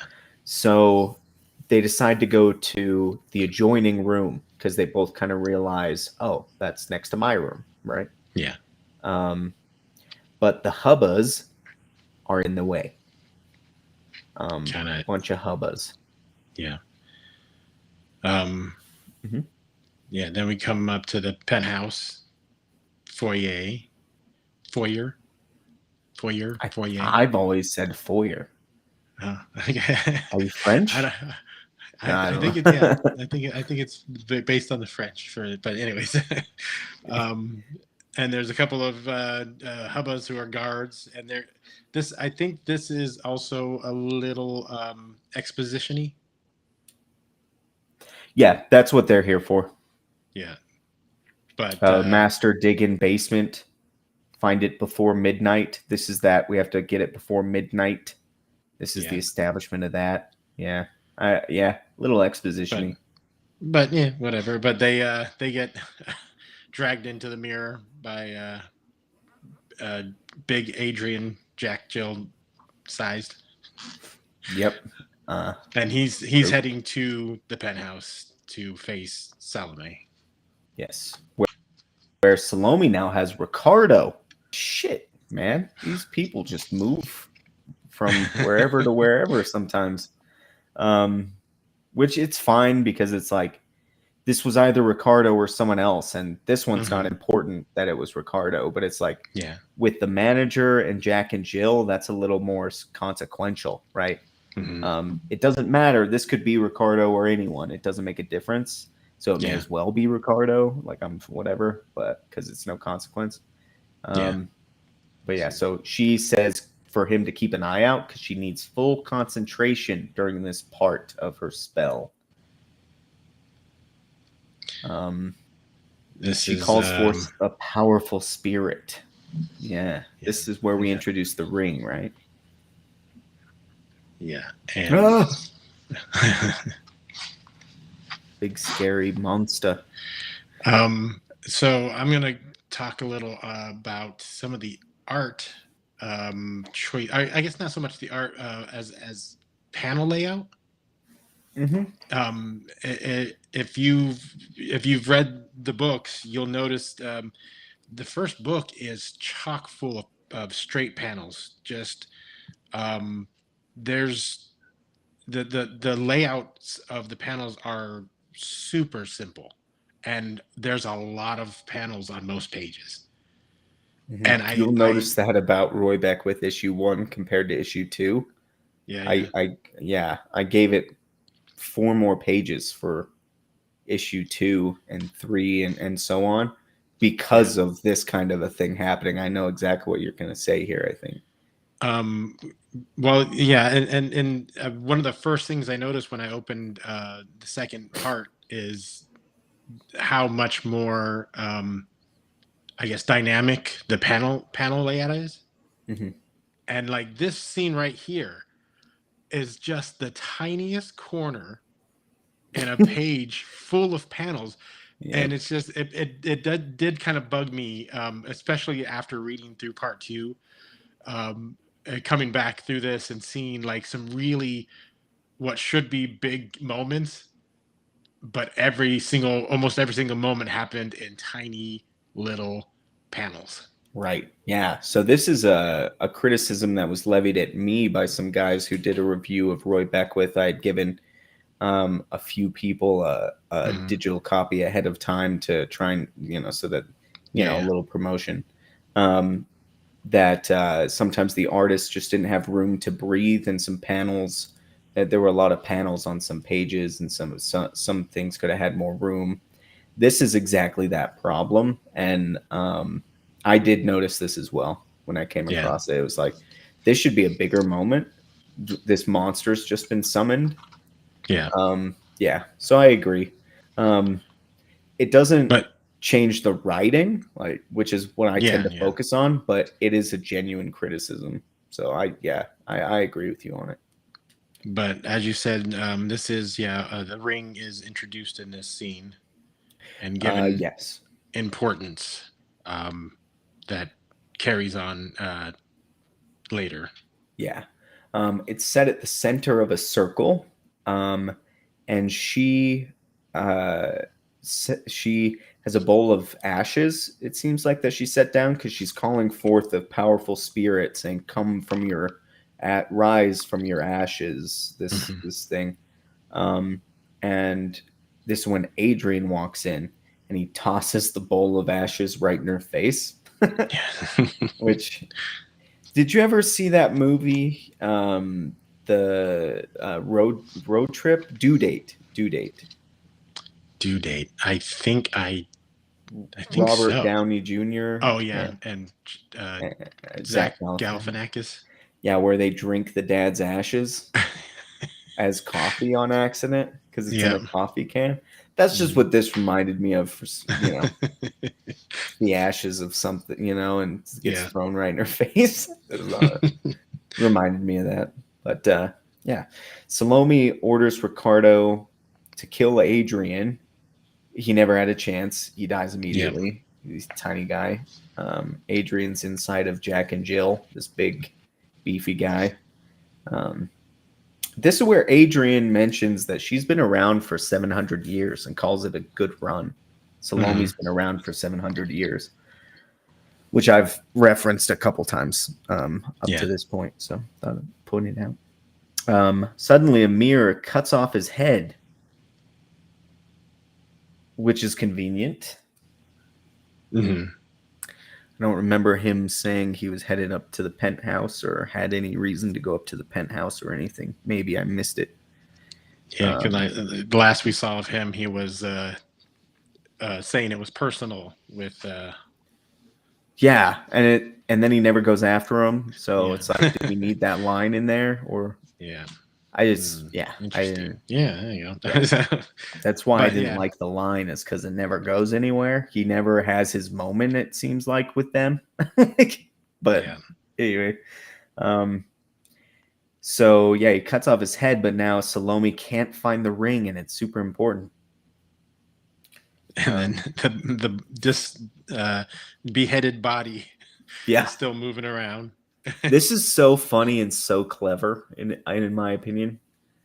Because the head is he, talking trash to yeah. like have at you, but the head's like separate. It's over by Salome, and she sees it, and he's like, "Have at you, you dirty scoundrel," whatever he's saying, as they're fighting.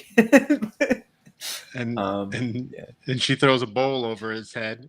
The bowl that was once holding the ashes. This is the kind Hmm. of stuff I like, where it's like we're not just adding another thing; it's we're using something that was used before. Yeah. For it's like, it's like it's thought out. Like he's Per is very aware when he's writing of the items that are around and ways that people would think to utilize them. Yeah. Yeah. You know, Yeah. so just compliment So, there. but because of that bowl covering the head, the body's now just swinging wildly around and accomplishing nothing. Yeah, it's kind of a funny shot there. Funny couple panels there. Hmm. Um, Amir chops him up, and Salome finds the ring.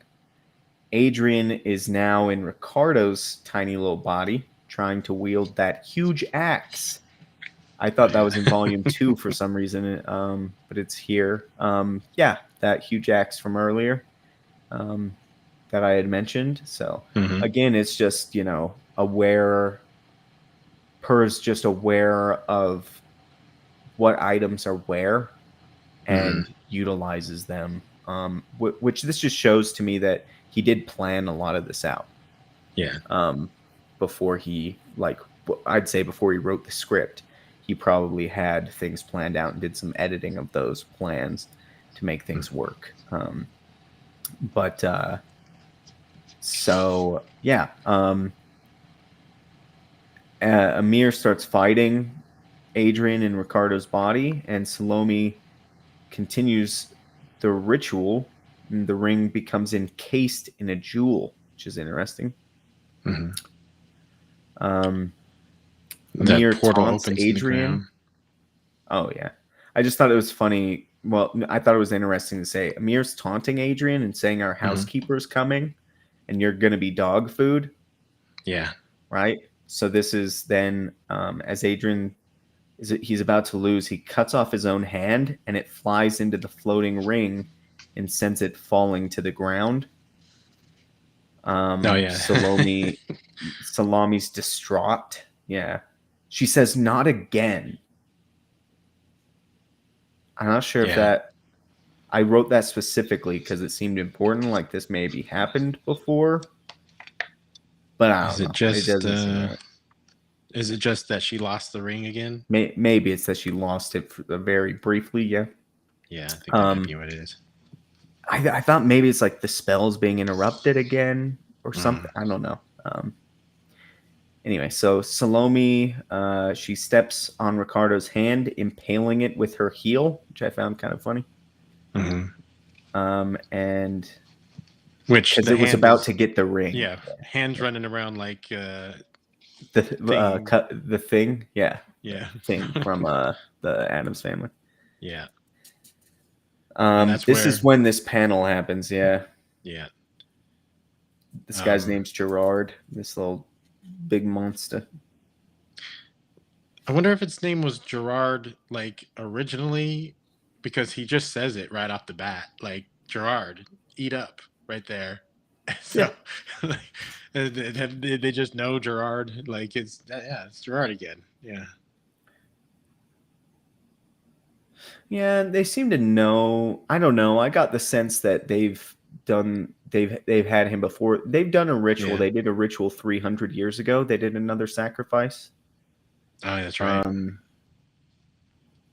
Yeah, so they've done this before. So it seems all is well for Salome. Salami. The spell is now to be transferred to the basement. But wait, the ring is gone. The spell is botched without it.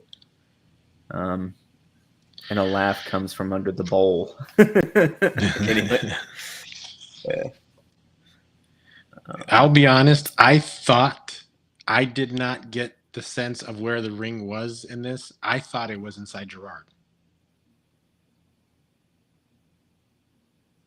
I was wondering if it was eaten as well by Gerard because he came in and he ate Ricardo and she tossed him Ricardo's hand and he ate that. I thought, maybe, but that's not what happened. And I could tell when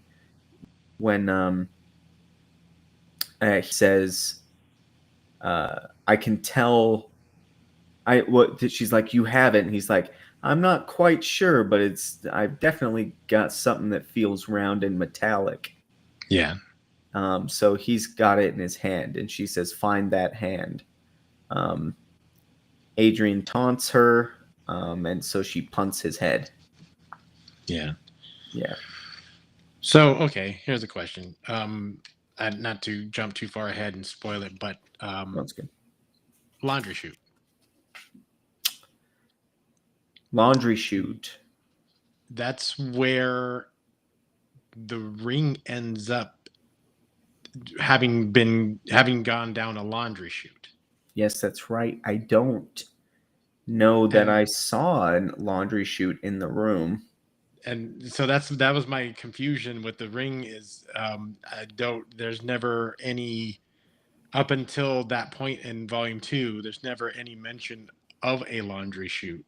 It just kind of pops up in a line. Yeah, that's true. But yeah, we could have had a little more on that, seen it, gone down the laundry chute, or established that there is a laundry chute in some way. I agree with you. Yeah. But okay, it is just talked about. Yeah. I'm going to make myself big here. Nope, that's not the one I want to do. I want to do maximize. Okay, so I'm going to go ahead and show this if you can see it. This is where I think that Salome is supposedly using the mirror. Okay. She tells Gerard to sniff out the ring. Oh yeah, so because she found one of Jack's hand, she found the Jack hand or the Jill hand, one of them. Yeah. But it was empty. There was no ring in it, so she had him sniff it. Like, go fetch the other one. So right? if you see right here, behind her is a mirror and it's waving, and the very next scene is Gerard. Where is it? There it is. That waving. There we go. And he's walking into the mirror. Okay. I think that's what it was supposed to be. And then the very next one there is them looking into the mirror that's still waving, as that, I guess, assuming he passed through. Yeah, I think you may be right. But it never goes anywhere with, he's not he doesn't present a danger in the mirror realm, in the mirror world. It almost goes somewhere, it seems like. Yeah. When they were avoiding him, but again, I feel like his color was blue hue, like he wasn't in the mirror dimension. But that must have been the point. Yeah. Maybe if you find that page. You can see that's actually kind of important. I'd like to figure out what's going on this point, because I wouldn't want to levy it as a criticism if it's not one. If it actually did play out the way that it was, it would have made sense. Yeah. Was it in the next book? Must be in the next book, because from here we go to. Let me see. Let me get back to my. What the heck? Where did my? Oh, there it is. There's the slides. I'm actually tempted to go grab my volume 2, because I feel like I really want to know. I'll look through while you continue on, because this is getting to the kind of one of the cool mirror realm parts with the straws. Yeah, there's some cool stuff in there. So yeah, I guess she has this. All I had written was she has Gerard smell it and start searching for the other. That's it. That's all I had. I didn't notice the mirror thing for some reason, but I think you're right. He went into the mirror. Back in the foyer, as you put it, Bruno eats a snack, and Estelle wants some of this snack. And he's like, no, don't go through my bag. All right, so the merchandise. He doesn't want her to see the merchandise. Then he remembers the mirrors, which I think you'd think he may have noticed sooner. They've been sitting there stagnant for a while, but we'll give it to him. Connie, does she know more than she should?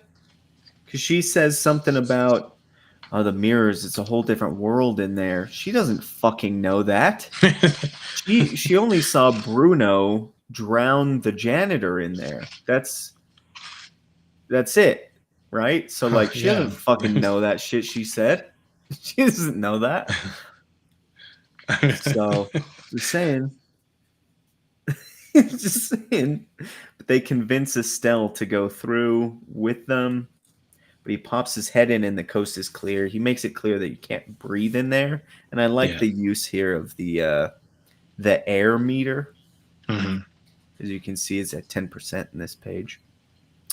They go in and the air meter starts, and after some progress, it seems like they're getting to where they need to go. There's a roar. So this must be, is this Gerard? Oh, yeah, could be. But it doesn't look like it, because it's like a blue with, it looks like eyes. You know what I mean? I'm confused about it. I think those might just be like lights, ceiling lights. Yeah, there's a roar though. It seems weird. And Estelle runs. They can see the speaker Mallory. She's on the other side, right? So they're here and they can see people, but the people can't see them, right? Yeah. So that's the mechanics of this mirror dimension here. They climb. This was weird. I wasn't sure exactly what was going on. I thought they were trying to jump up to about. I was confused for a second. I had to look at it a few times. They climb down from a balcony, and then we get to 10%. Mirrors, but surrounded by hubbas. That like there are mirrors, but they're surrounded by hubbas, right? Yeah. So there are options. So they get straws, which is clever. Yeah. I like this. Yeah. Poke the straws out. Yeah. Like you were saying, there's some cool stuff. Yeah. Yeah, it's so funny. I wish you had you kind of have it right there on the right, but I wish you had a full kind of view of them like poking through right behind someone and they're just breathing. That and it also shows that their air goes back up to 90%. To 90. Yeah. And then they see Gerard sniffing around. This is that moment. As well, the hubbas are ordered to regroup in the conference room and then go to the basement. Which I'm like, so why did they but real fast, why did they need to regroup? Why didn't they just go to the basement? Why did they say, hey, everyone, go to the conference room and then go to the basement. I just am confused. But it's inconsequential. I'm just confused why it was that. Yeah, but yeah, so Gerard's sniffing around. Do you have that? The view of that? Yeah, so he is actually in the mirror realm.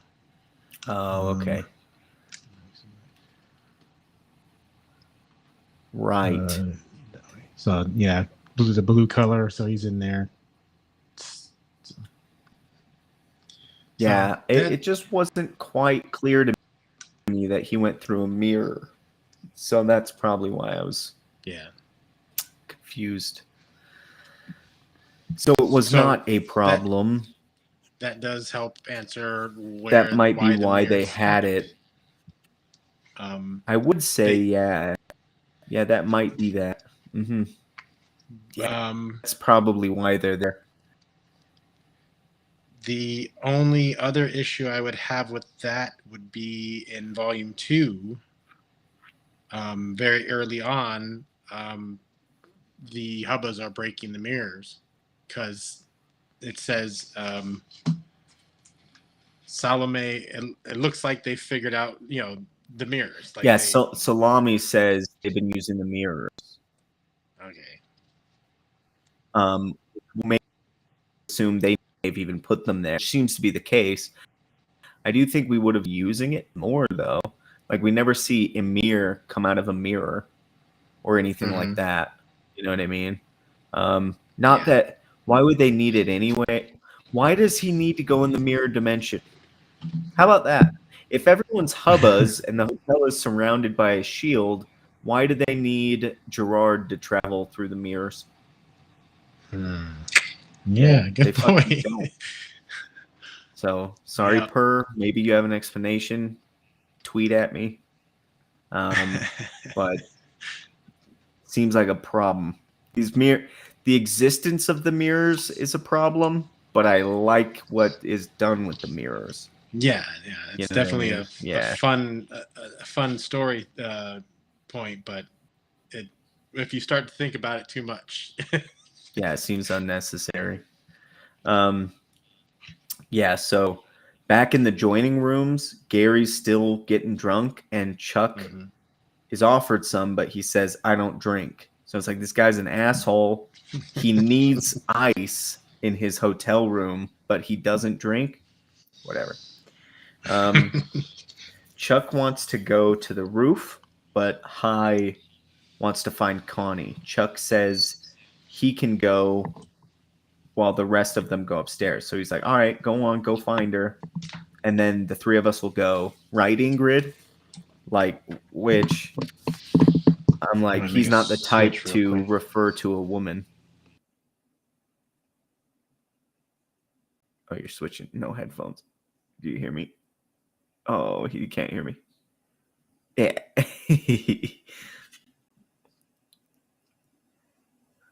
Here we go. I can't hear you. Fuck. Oh, hello. What up? How's it going, Admiral Wackass? Pretty good. How are you guys doing? Pretty good. Right. Pretty good. Can you hear me all right? I had to switch over to... I hear you. Yeah, we hear you. Yeah, I can hear you. I had to put some power to my iPad before it got too low. Seems like you liked it. Is that right? Oh, the fucking book? Hell yeah. Oh, yeah. I love this shit. I like it a lot as well. Obviously, I like to pick things apart, but there are a lot worse stories and writing than I've seen. I really enjoy it a lot. But as I was about to point out, I'll point it out real quick before we get moving. There is a little character flaw because Chuck, and again, we spend a lot more time on Chuck than I think we need to. Chuck is established as not seeing women as authority figures. But then right here, he refers to Ingrid to be like, right, we're going to go up to the roof, Ingrid. I'm like, and a little bit of a little inconsistency in his character there. Who said the room? Yeah, Chuck is interesting character. Yeah, he's a dick. I was waiting for like more to come out of that character, but yeah, then I agree. Yeah. yeah. So you read the whole thing, so we know what happens to him. I wanted more out of his character before we got to his conclusion. Yeah. So it's just trope, like I mentioned before, and hopefully anyone who's reading this has the book and has read it. Anyone who's watching this, is that what I said? Anyway, Yeah. it's like a trope, you know, to the character we hate. Anyway. The only thing that ever ends up panning out with him is that to not give spoilers, it's he has like one skill that helps at one point, you know? And Yeah, that's exactly. it. Like we didn't. Yeah, this is why I say like we could have done without Chuck and without Estelle, and we could have focused on the other characters who are actually consequential to the story and have arcs at the end, right? Like there's these romances that are supposedly developing. I thought Estelle. I thought Estelle was interesting, not only because of that first choice where she tips the bellboy, but then also later, like she makes another choice that no one else makes, and it's like an interesting dynamic thing how it's treated. I mean, I can kind of see. I can see why you think it's interesting. It's still inconsequential to the rest of the story, I would say. Because I don't know. There's like a redemption and duty aspect that carries through the entire story, and just something bigger that like speaks to like understanding people's individual stories and the humanity in people that I think is highlighted by that. But I understand what you're saying. For the main driving plot line, it doesn't really fit. Yeah, like it, and like if we can find something valuable, which I have trouble doing with Estelle and Chuck especially, I think that we could keep them, but in order for theirs to be executed properly, we could do with less time with them and more time with like the things that seem to me to they're supposed to be the big payoffs at the end. Yeah. The kind of romance is paying off. Are almost not present at all. Like there's like one or two moments, right? Yeah. People like really. It's a little simplistic in that regard. Yeah, and definitely also with Chuck, a lot of the stuff that Chuck does, Gary also does. Like, you know, the like being a character that's like a caricature, but then they have like one special thing that like adds and helps to the thing. Um, they kind of like did the same thing, so it's kind of like a redundant role almost in a way. They were just like different caricatures. Yeah, you know what I mean? It was the same punchline. Yeah. So it's kind of like his punch. Yeah, when that happened, I rolled my eyes, and we all know what we're talking about. We're not going to get into too much spoilers, but I rolled my eyes when that happened. I was like, "What do we do? Why was he here?" with Gary, because I kind of like Gary's character. He had stuff going on, right? And what I dislike is at the end he says, "I've always been a coward," blah blah blah, and it's like, you've always been a coward. You bet everything on yourself. What are you talking about? Like, you know what I mean? Yeah. He put everything into this marketing agency and stuff that he's trying to get going or whatever. It's like, that's pretty brave. Like, I don't think, I don't know. I just feel like, yeah, it was, you could have done stuff with Gary, but you didn't. And it just was a joke. And I don't know if it was planned or if Per just at a certain point was like, I don't know, we got to get rid of some of these people. Yeah. I don't know. It seems like he planned a lot of stuff, so it feels like it seems to me like he must have planned this. I just don't like what he planned, I guess, as far as that's concerned. It's better to plan than to not plan, but in Chuck's case, Estelle's case, and you've got me. You kind of got me a little bit. I think you might be right about Estelle, with a little bit of her making that choice that no one else makes. Yeah. So it might add a little bit of thematic resonance there. But as far as Chuck is concerned, and as far as Gary's concerned, I think we could have just done without either of them. I think one of them would have been good. I think like one of those guys would have been like interesting. Like even if they had made Gary like a little more interesting, or even combined like the skill that Chuck has, like if you had Gary do that and it somehow related to his proposal that he's trying to pitch to the self-help chick. And actually it might be interesting. That you would have could bring been better. Estelle in too, right? Because he could be using Estelle and hired her as part of dropping his savings to kind of give himself some credence, make himself look good as he goes to this. That he's trying to talk to Mallory and everything. If he brings a hot date, he looks successful. You know what I mean? If you would combine those two characters, like they didn't even need Chuck. You just didn't need Chuck like at all. Even though it is like a funny character. On him, yeah. He's but yeah, I've got this is the last page of my is then Katrine's body. So actually Ingrid is high because they're having this argument. Do we go to the roof? Do we go try and save Connie? Chuck Odd wants to go to the roof. He thinks it's stupid and he's arguing with them. Again, don't worry if he's sick for just wait, he'll be a dick. Katrina's body wakes up and it's Adrian find ring as it's in my hand and won't leave if it's only him and Gary going to the roof. He says he's just being petulant, and then Adrian takes High and Ingrid into the mirror dimension to help him.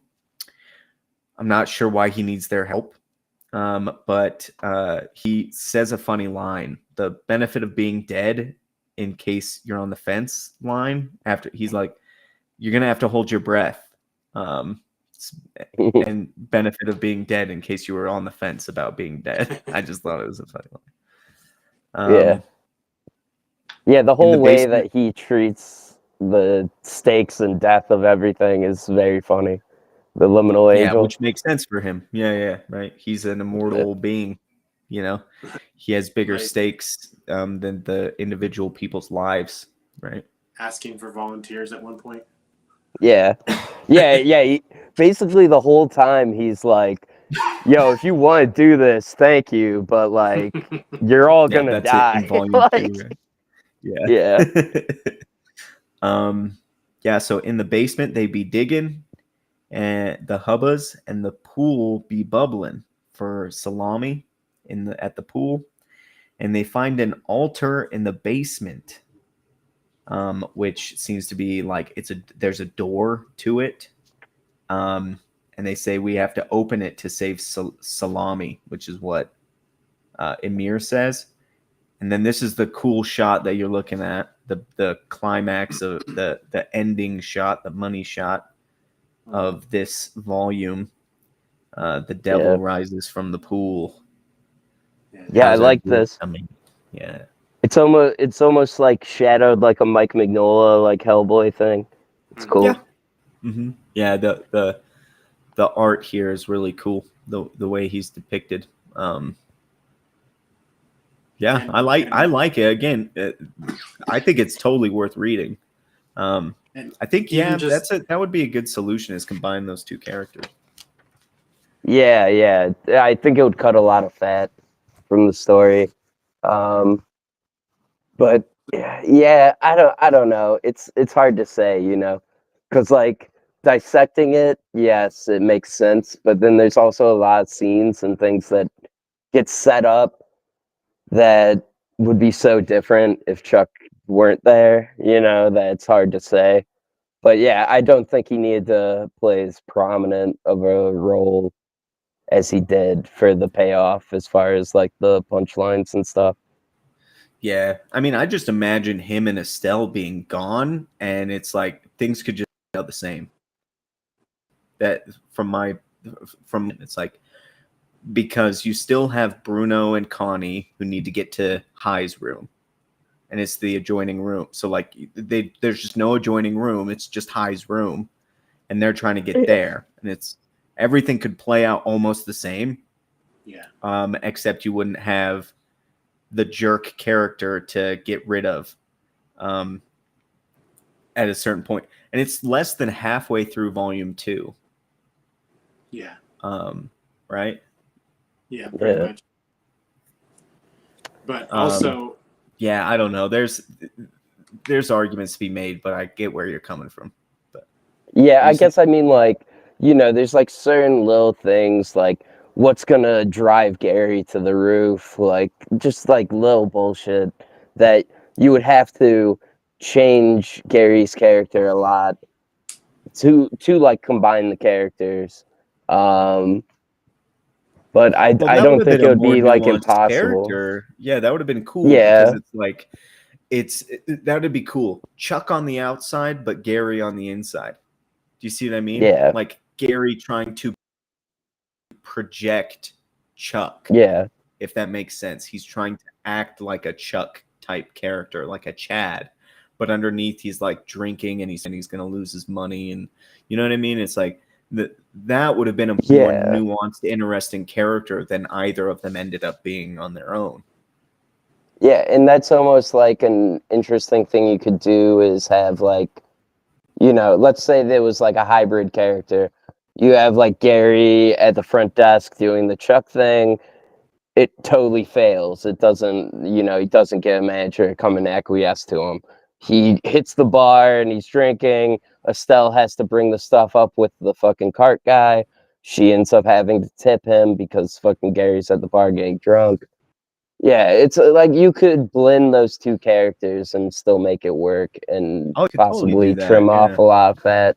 And then, yeah, the same thing with like basically both of them end up being like comic relief, and then they get dragged along, and then they have one specific thing about them that makes them like incredibly useful to the situation.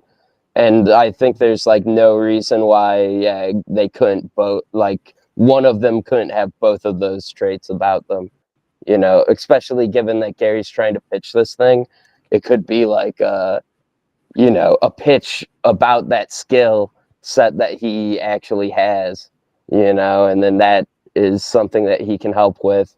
And then his skill set that he actually has in the second one is like an innate thing that's like, you know, inherent to his like, you know, character. So that wouldn't be something you would. Yeah, it's established. Yeah.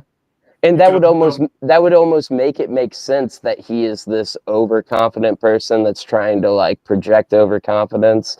Well, he is like internally weak, and he has these like underlying neuroses and like I was gonna say, weaknesses. It could end up making that final I've always been a coward thing, you know, mean a little more.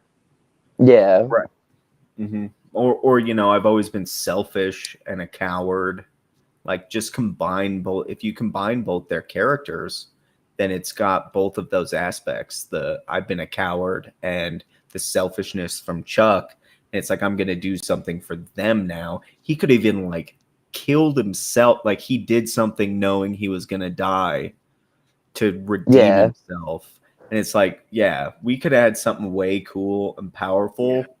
But we just had Chuck being a dick, which is kind of funny, but it's like it played itself out, in my opinion. It was funny for a minute, and then it just was like, oh, here's Chuck being a dick. Yeah. And here's Gary being drunk. You know, here's Gary drinking, you know. But yeah. I don't know. Crenshaw. Yeah, I think so. Like an internal battle would have helped the reader because both their turns were super sudden. Yeah, and they were in the same scene. Yeah. So it's like could have combined them. Anyways, not to get too spoilery on those though. So just sorry. If you haven't read the second part, we're hoping we're not giving too much away. But yeah, that wrapped up the first volume, and as I said, the second volume just this week basically has been getting to people. Oh yeah, I was excited. I said finally mine's here in a tweet I did, but I was just being cheeky because I had seen some other people get theirs before me. It was actually really fast fulfillment. I was surprised at how fast it was. He must have printed it beforehand. Yeah. I got mine like super early. I actually I forget if I read it right before I went to New Orleans or right after, but yeah, I got it like way earlier than I thought I would get it. Yeah, I've backed a bunch of campaigns recently before this one, and this one's here and none of the other ones are here yet. Yeah. Yeah. It makes me want to step up my game actually. I'm thinking about pre-printing if I can financially figure it out, issue two of Roy Beckwith so that I can ship it out immediately after the campaign for it, because just inspired to do better by Per, I suppose. Dude, yeah, no, it's definitely a thing to just try and. It doesn't take as much money as people think to get all of the process of making the comic like in-house, you know? The biggest thing is probably, having the printer. But like I live right next to the Diaz brothers, like Zaid Comics. Mm-hmm. And yeah, we literally like drove to Wisconsin and just picked up like a paper cutter from 3D Zach, and like brought it down so that they could throw it in the print shop so they could cut all their comic books. And essentially like every like step of the process, like making the story, making the art, making, doing like the colors, roughs, like all the flats, everything, like, and then just printing the book, making sure everything comes out right, making sure like all the little margins are correct, and then cutting it. Like they have like in-house shopped it at this point. Nice. Yeah, that's cool. Yeah, and like, like the printer part is probably the hardest part. Like they got lucky because I think their boss bought like a print shop, for like stickers and stuff like that. And then they just like collected equipment to do all the comic book stuff. Yeah. But so like the printer I'm using has like a millions of dollars machine that they print on. But because they do like this is like they just do commission prints, they can spend that much on it. But like if you're only printing your own stuff, you can't fucking that nice of a printing machine. But you could print, you could get a printer and do some nice stuff, I'm sure. But it'll take a longer process, might not be quite as quality or whatever it is. But yeah, it is cool though to bring everything in house if you can. Like what's his name? Peter Samedi has his one. Yeah. So that's cool. I mean, Samedi's even crazier because he like bone folds all of his shit, like so he's like really doing everything by hand. Oh, that's but wild. yeah, fucking. I'll just outsource that shit. I'm not gonna do everything. I have too much stuff on my plate already, dude. I can't believe he's like doing it all himself, man. Like that. But yeah, I'm just saying, like, at least if you can get like all the art, fucking writing, everything like that, like all the pre-press stuff, if you can get that in-house, it's like such a beneficial thing if you're just trying to like get comics out. Because honestly, most of them don't make like the money back. So the more of that you can get just like streamlined, the better it is.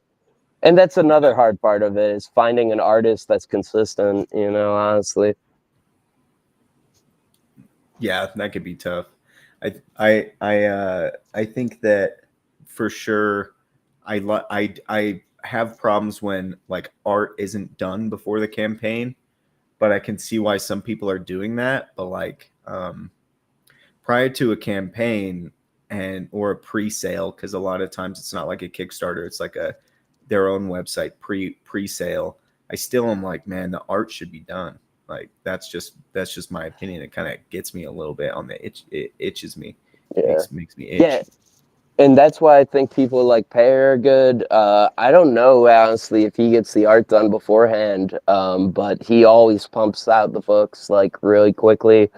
And then Phil's great, like same way. Like he was already working on the second issue of the like comic that's coming out on the like 0 issue, you know, like with the artist and stuff. So everything, even though it's like still in motion, it's like he can still put out that stuff, you know, while it's coming out because he's like got it in he's got it like banked, you know. Yeah, that's what I'm trying to do as well. Well, issue 2 is being drawn. I haven't even gotten the print yet. It's coming on the 3rd, hopefully, for issue 1. The printing for issue 1. Trying to keep it rolling, but I see a lot of people out here doing a lot better on that front, and I want to get to that point where it's like rolling quick, but. Anyway, did we want to talk about Volume 2 at all, Crenshaw, or did we talk about it just a little bit? I wanted to, just touch on a couple little things. For me, I wanted to, like I mentioned before, some of I'm wondering if working with Mark Miller kind of switched up Per's plans for the layouts and stuff.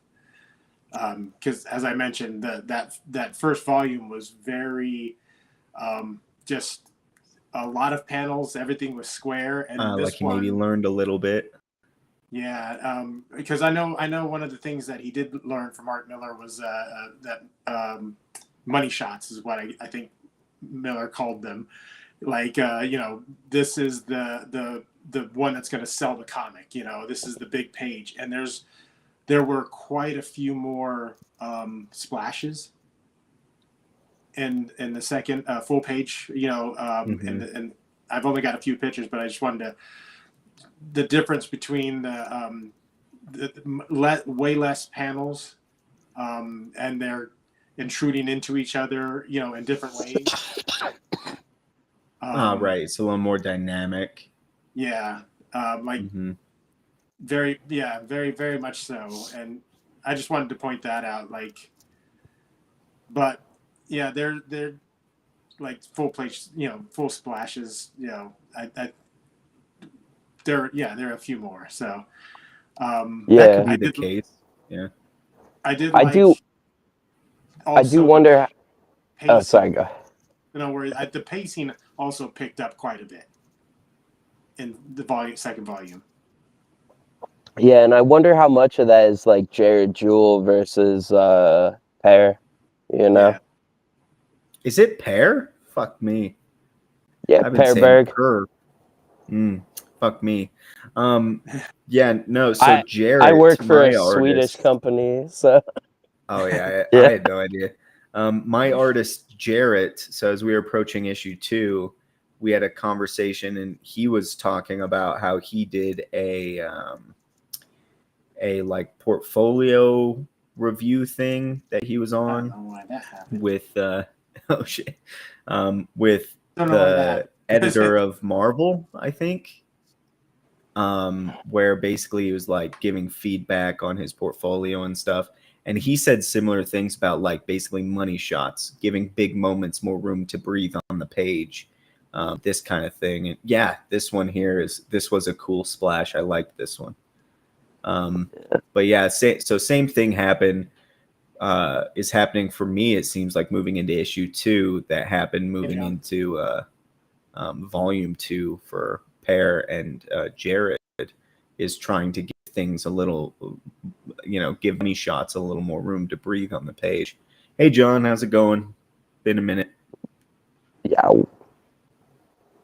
We, since you're just joining, John, we took a stroll through volume 1 of Hotel Story. We're just kind of doing a super quick, non-spoilery skim of volume 2, just to kind of point out some of the differences between I guess growth from volume 1 to volume 2. Yeah. So that's where we're at right now. If you've read them, we got the link pinned up at the top if you want to join and talk to us. So. Yeah, John, I don't think there's any purple in this comic. Is that his quote favorite color? Yeah. There's some stuff about it, but this is the line I had mentioned earlier that some of the lines are definitely 100% narwhal. This one, to me, is like the narwhaliest line I think I've ever read. Yeah, this was actually really funny. If you if you read, did you ever read all the Brendan Swan stuff? What was that shit called? Fuck. But Desolation Street or something like that. It was something like that. It's like Disintegration Street or Desolation Street or something.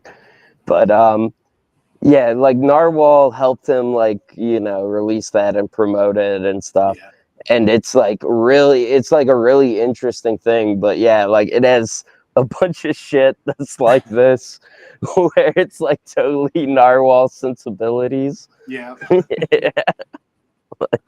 I will say as well, I don't think there was any swearing in volume 1. And then in volume 2, there's an F word and a cocksucker, and he definitely upped the rating, it seems like, as far as the language, which is interesting because, like, writing Roy Beckwith, there's violence in it, and there's some gore in it, but I tend to like hold back from like swearing and stuff. And volume 1 has so much gore in it, but like no swear words. And then all of a sudden in volume 2, there's like a bunch of swear words. Just interesting to Damn. me. Yeah, that's like past my mind. I don't even think about that stuff personally. I guess I swear too much. That's really the problem. Well, I swear a lot too. I've sworn on this stream a lot, but it just because I noticed, oh shit, I think that's the first time I've seen a swear word. That we have not seen the F word yet, you know? Yeah, I guess that's just something like editorially I wouldn't be cognizant of. Yeah. But you're right. You're totally right, though. Yeah. I mean, considering that in the first book, like varmint was used. Yeah, varmint. And like how about you? varmint. Yeah. Well, yeah. I mean, whatever. They're already cutting like people into pieces. You know, yeah, it's not yeah. That's what's funny to me about it. You know, it's hold back from swearing, but we're cutting people up. And, no cusses. Mm-hmm. And a terrorist and everything. You know, it's just like Well, we don't. You never really know what's going on with that guy until like the very, very end. You know, it's like it's put out there explicitly where like if you're someone especially like of our age where terror attacks happen, you understand what's going on. Mm-hmm. But like it's more of like a context thing. Like they never explicitly state what's going on with this guy. You know. Yeah. I wish we would have got more of his backstory and less Chuck. Yeah, actually, yeah, that's a fair point. That if you had gotten more of his backstory, it would have made him a more interesting character, and it would have made what happens later more impactful. Yeah, and more flesh with his quote relationship with Connie. Because apparently he had something worth fighting for, which Yeah, was becoming. apparently her. But it's like, where did we get that except that one time where they kind of looked at each other when they were in the mirror dimension?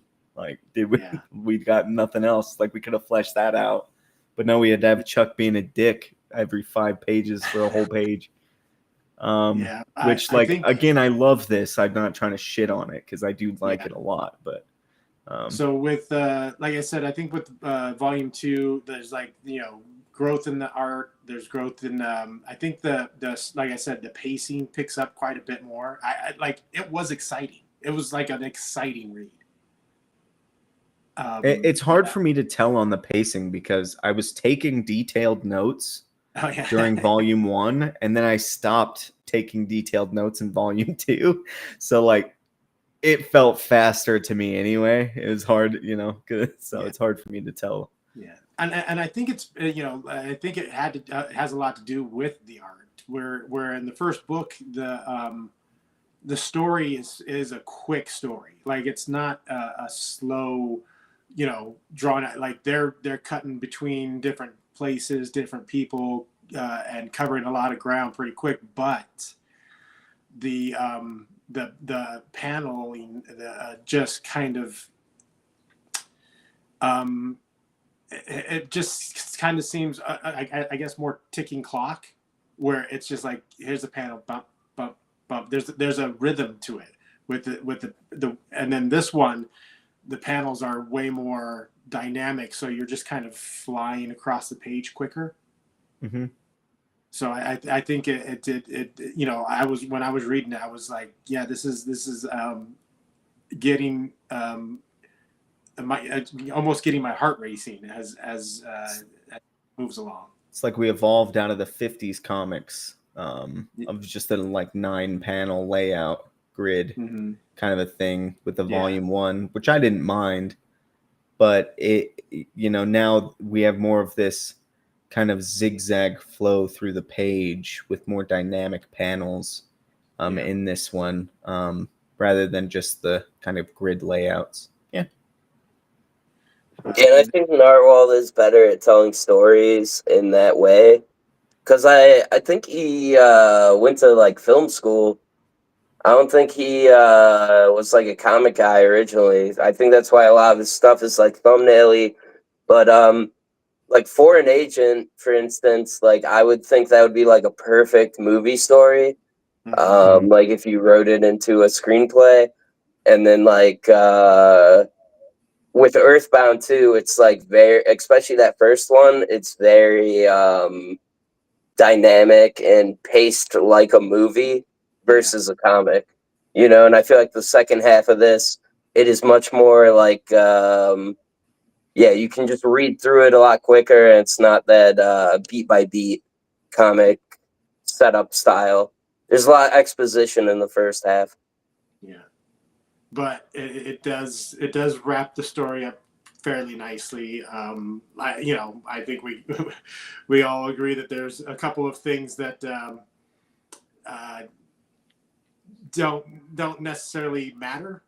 Aren't important to the story that we follow through. But altogether, put them both together. It was a great story. It was fun. I think if you haven't gotten them, and you haven't, or if you have got them and haven't read them yet, get on it. Go to the Barnes and Noble and go buy them and read them. Yeah. One day. Dude, I always love fucking Narwhal stories. They're so interesting.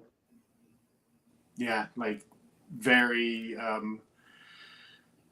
It makes you wonder what the first thing he thought of with this is. Was it the mirrors? Was he like, I like this idea of mirrors. I'm gonna, how do I work that into something? But yeah, that seems added. That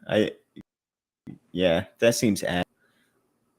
Well, yeah, and he probably started with the witch doing a mass sacrifice. That's where I would guess he started. Yeah. I think it was probably like, if I had to like trace the origins of the idea, it's probably him thinking about like being in a hotel and like all the people in a hotel, and him like being like, man, all these people are here for like such different reasons, and all of them have such a different story. That's probably where he got the idea to like kind of do the whole thing. I would imagine. But I got that vibe a lot, by the way, and I don't know how he did it so well somehow, but it felt so. There's this. Have either of you seen Angel, the TV show? Only a couple episodes. I watched all of Buffy though. There's this episode where it's like it's more of a period piece. It's like in the 20s or something. At a hotel, and it's this kind of like almost murder mystery in a hotel kind of a thing. And the entire time I was reading this, I had that same feeling I had as watching. But this didn't have the music and all of those and pacing in that way, but I still had that same feeling. And I think Pear just nailed it on that. On that front, Nick, just having there's all these people with different goals. Have you read Earthbound, Nick? No, I haven't.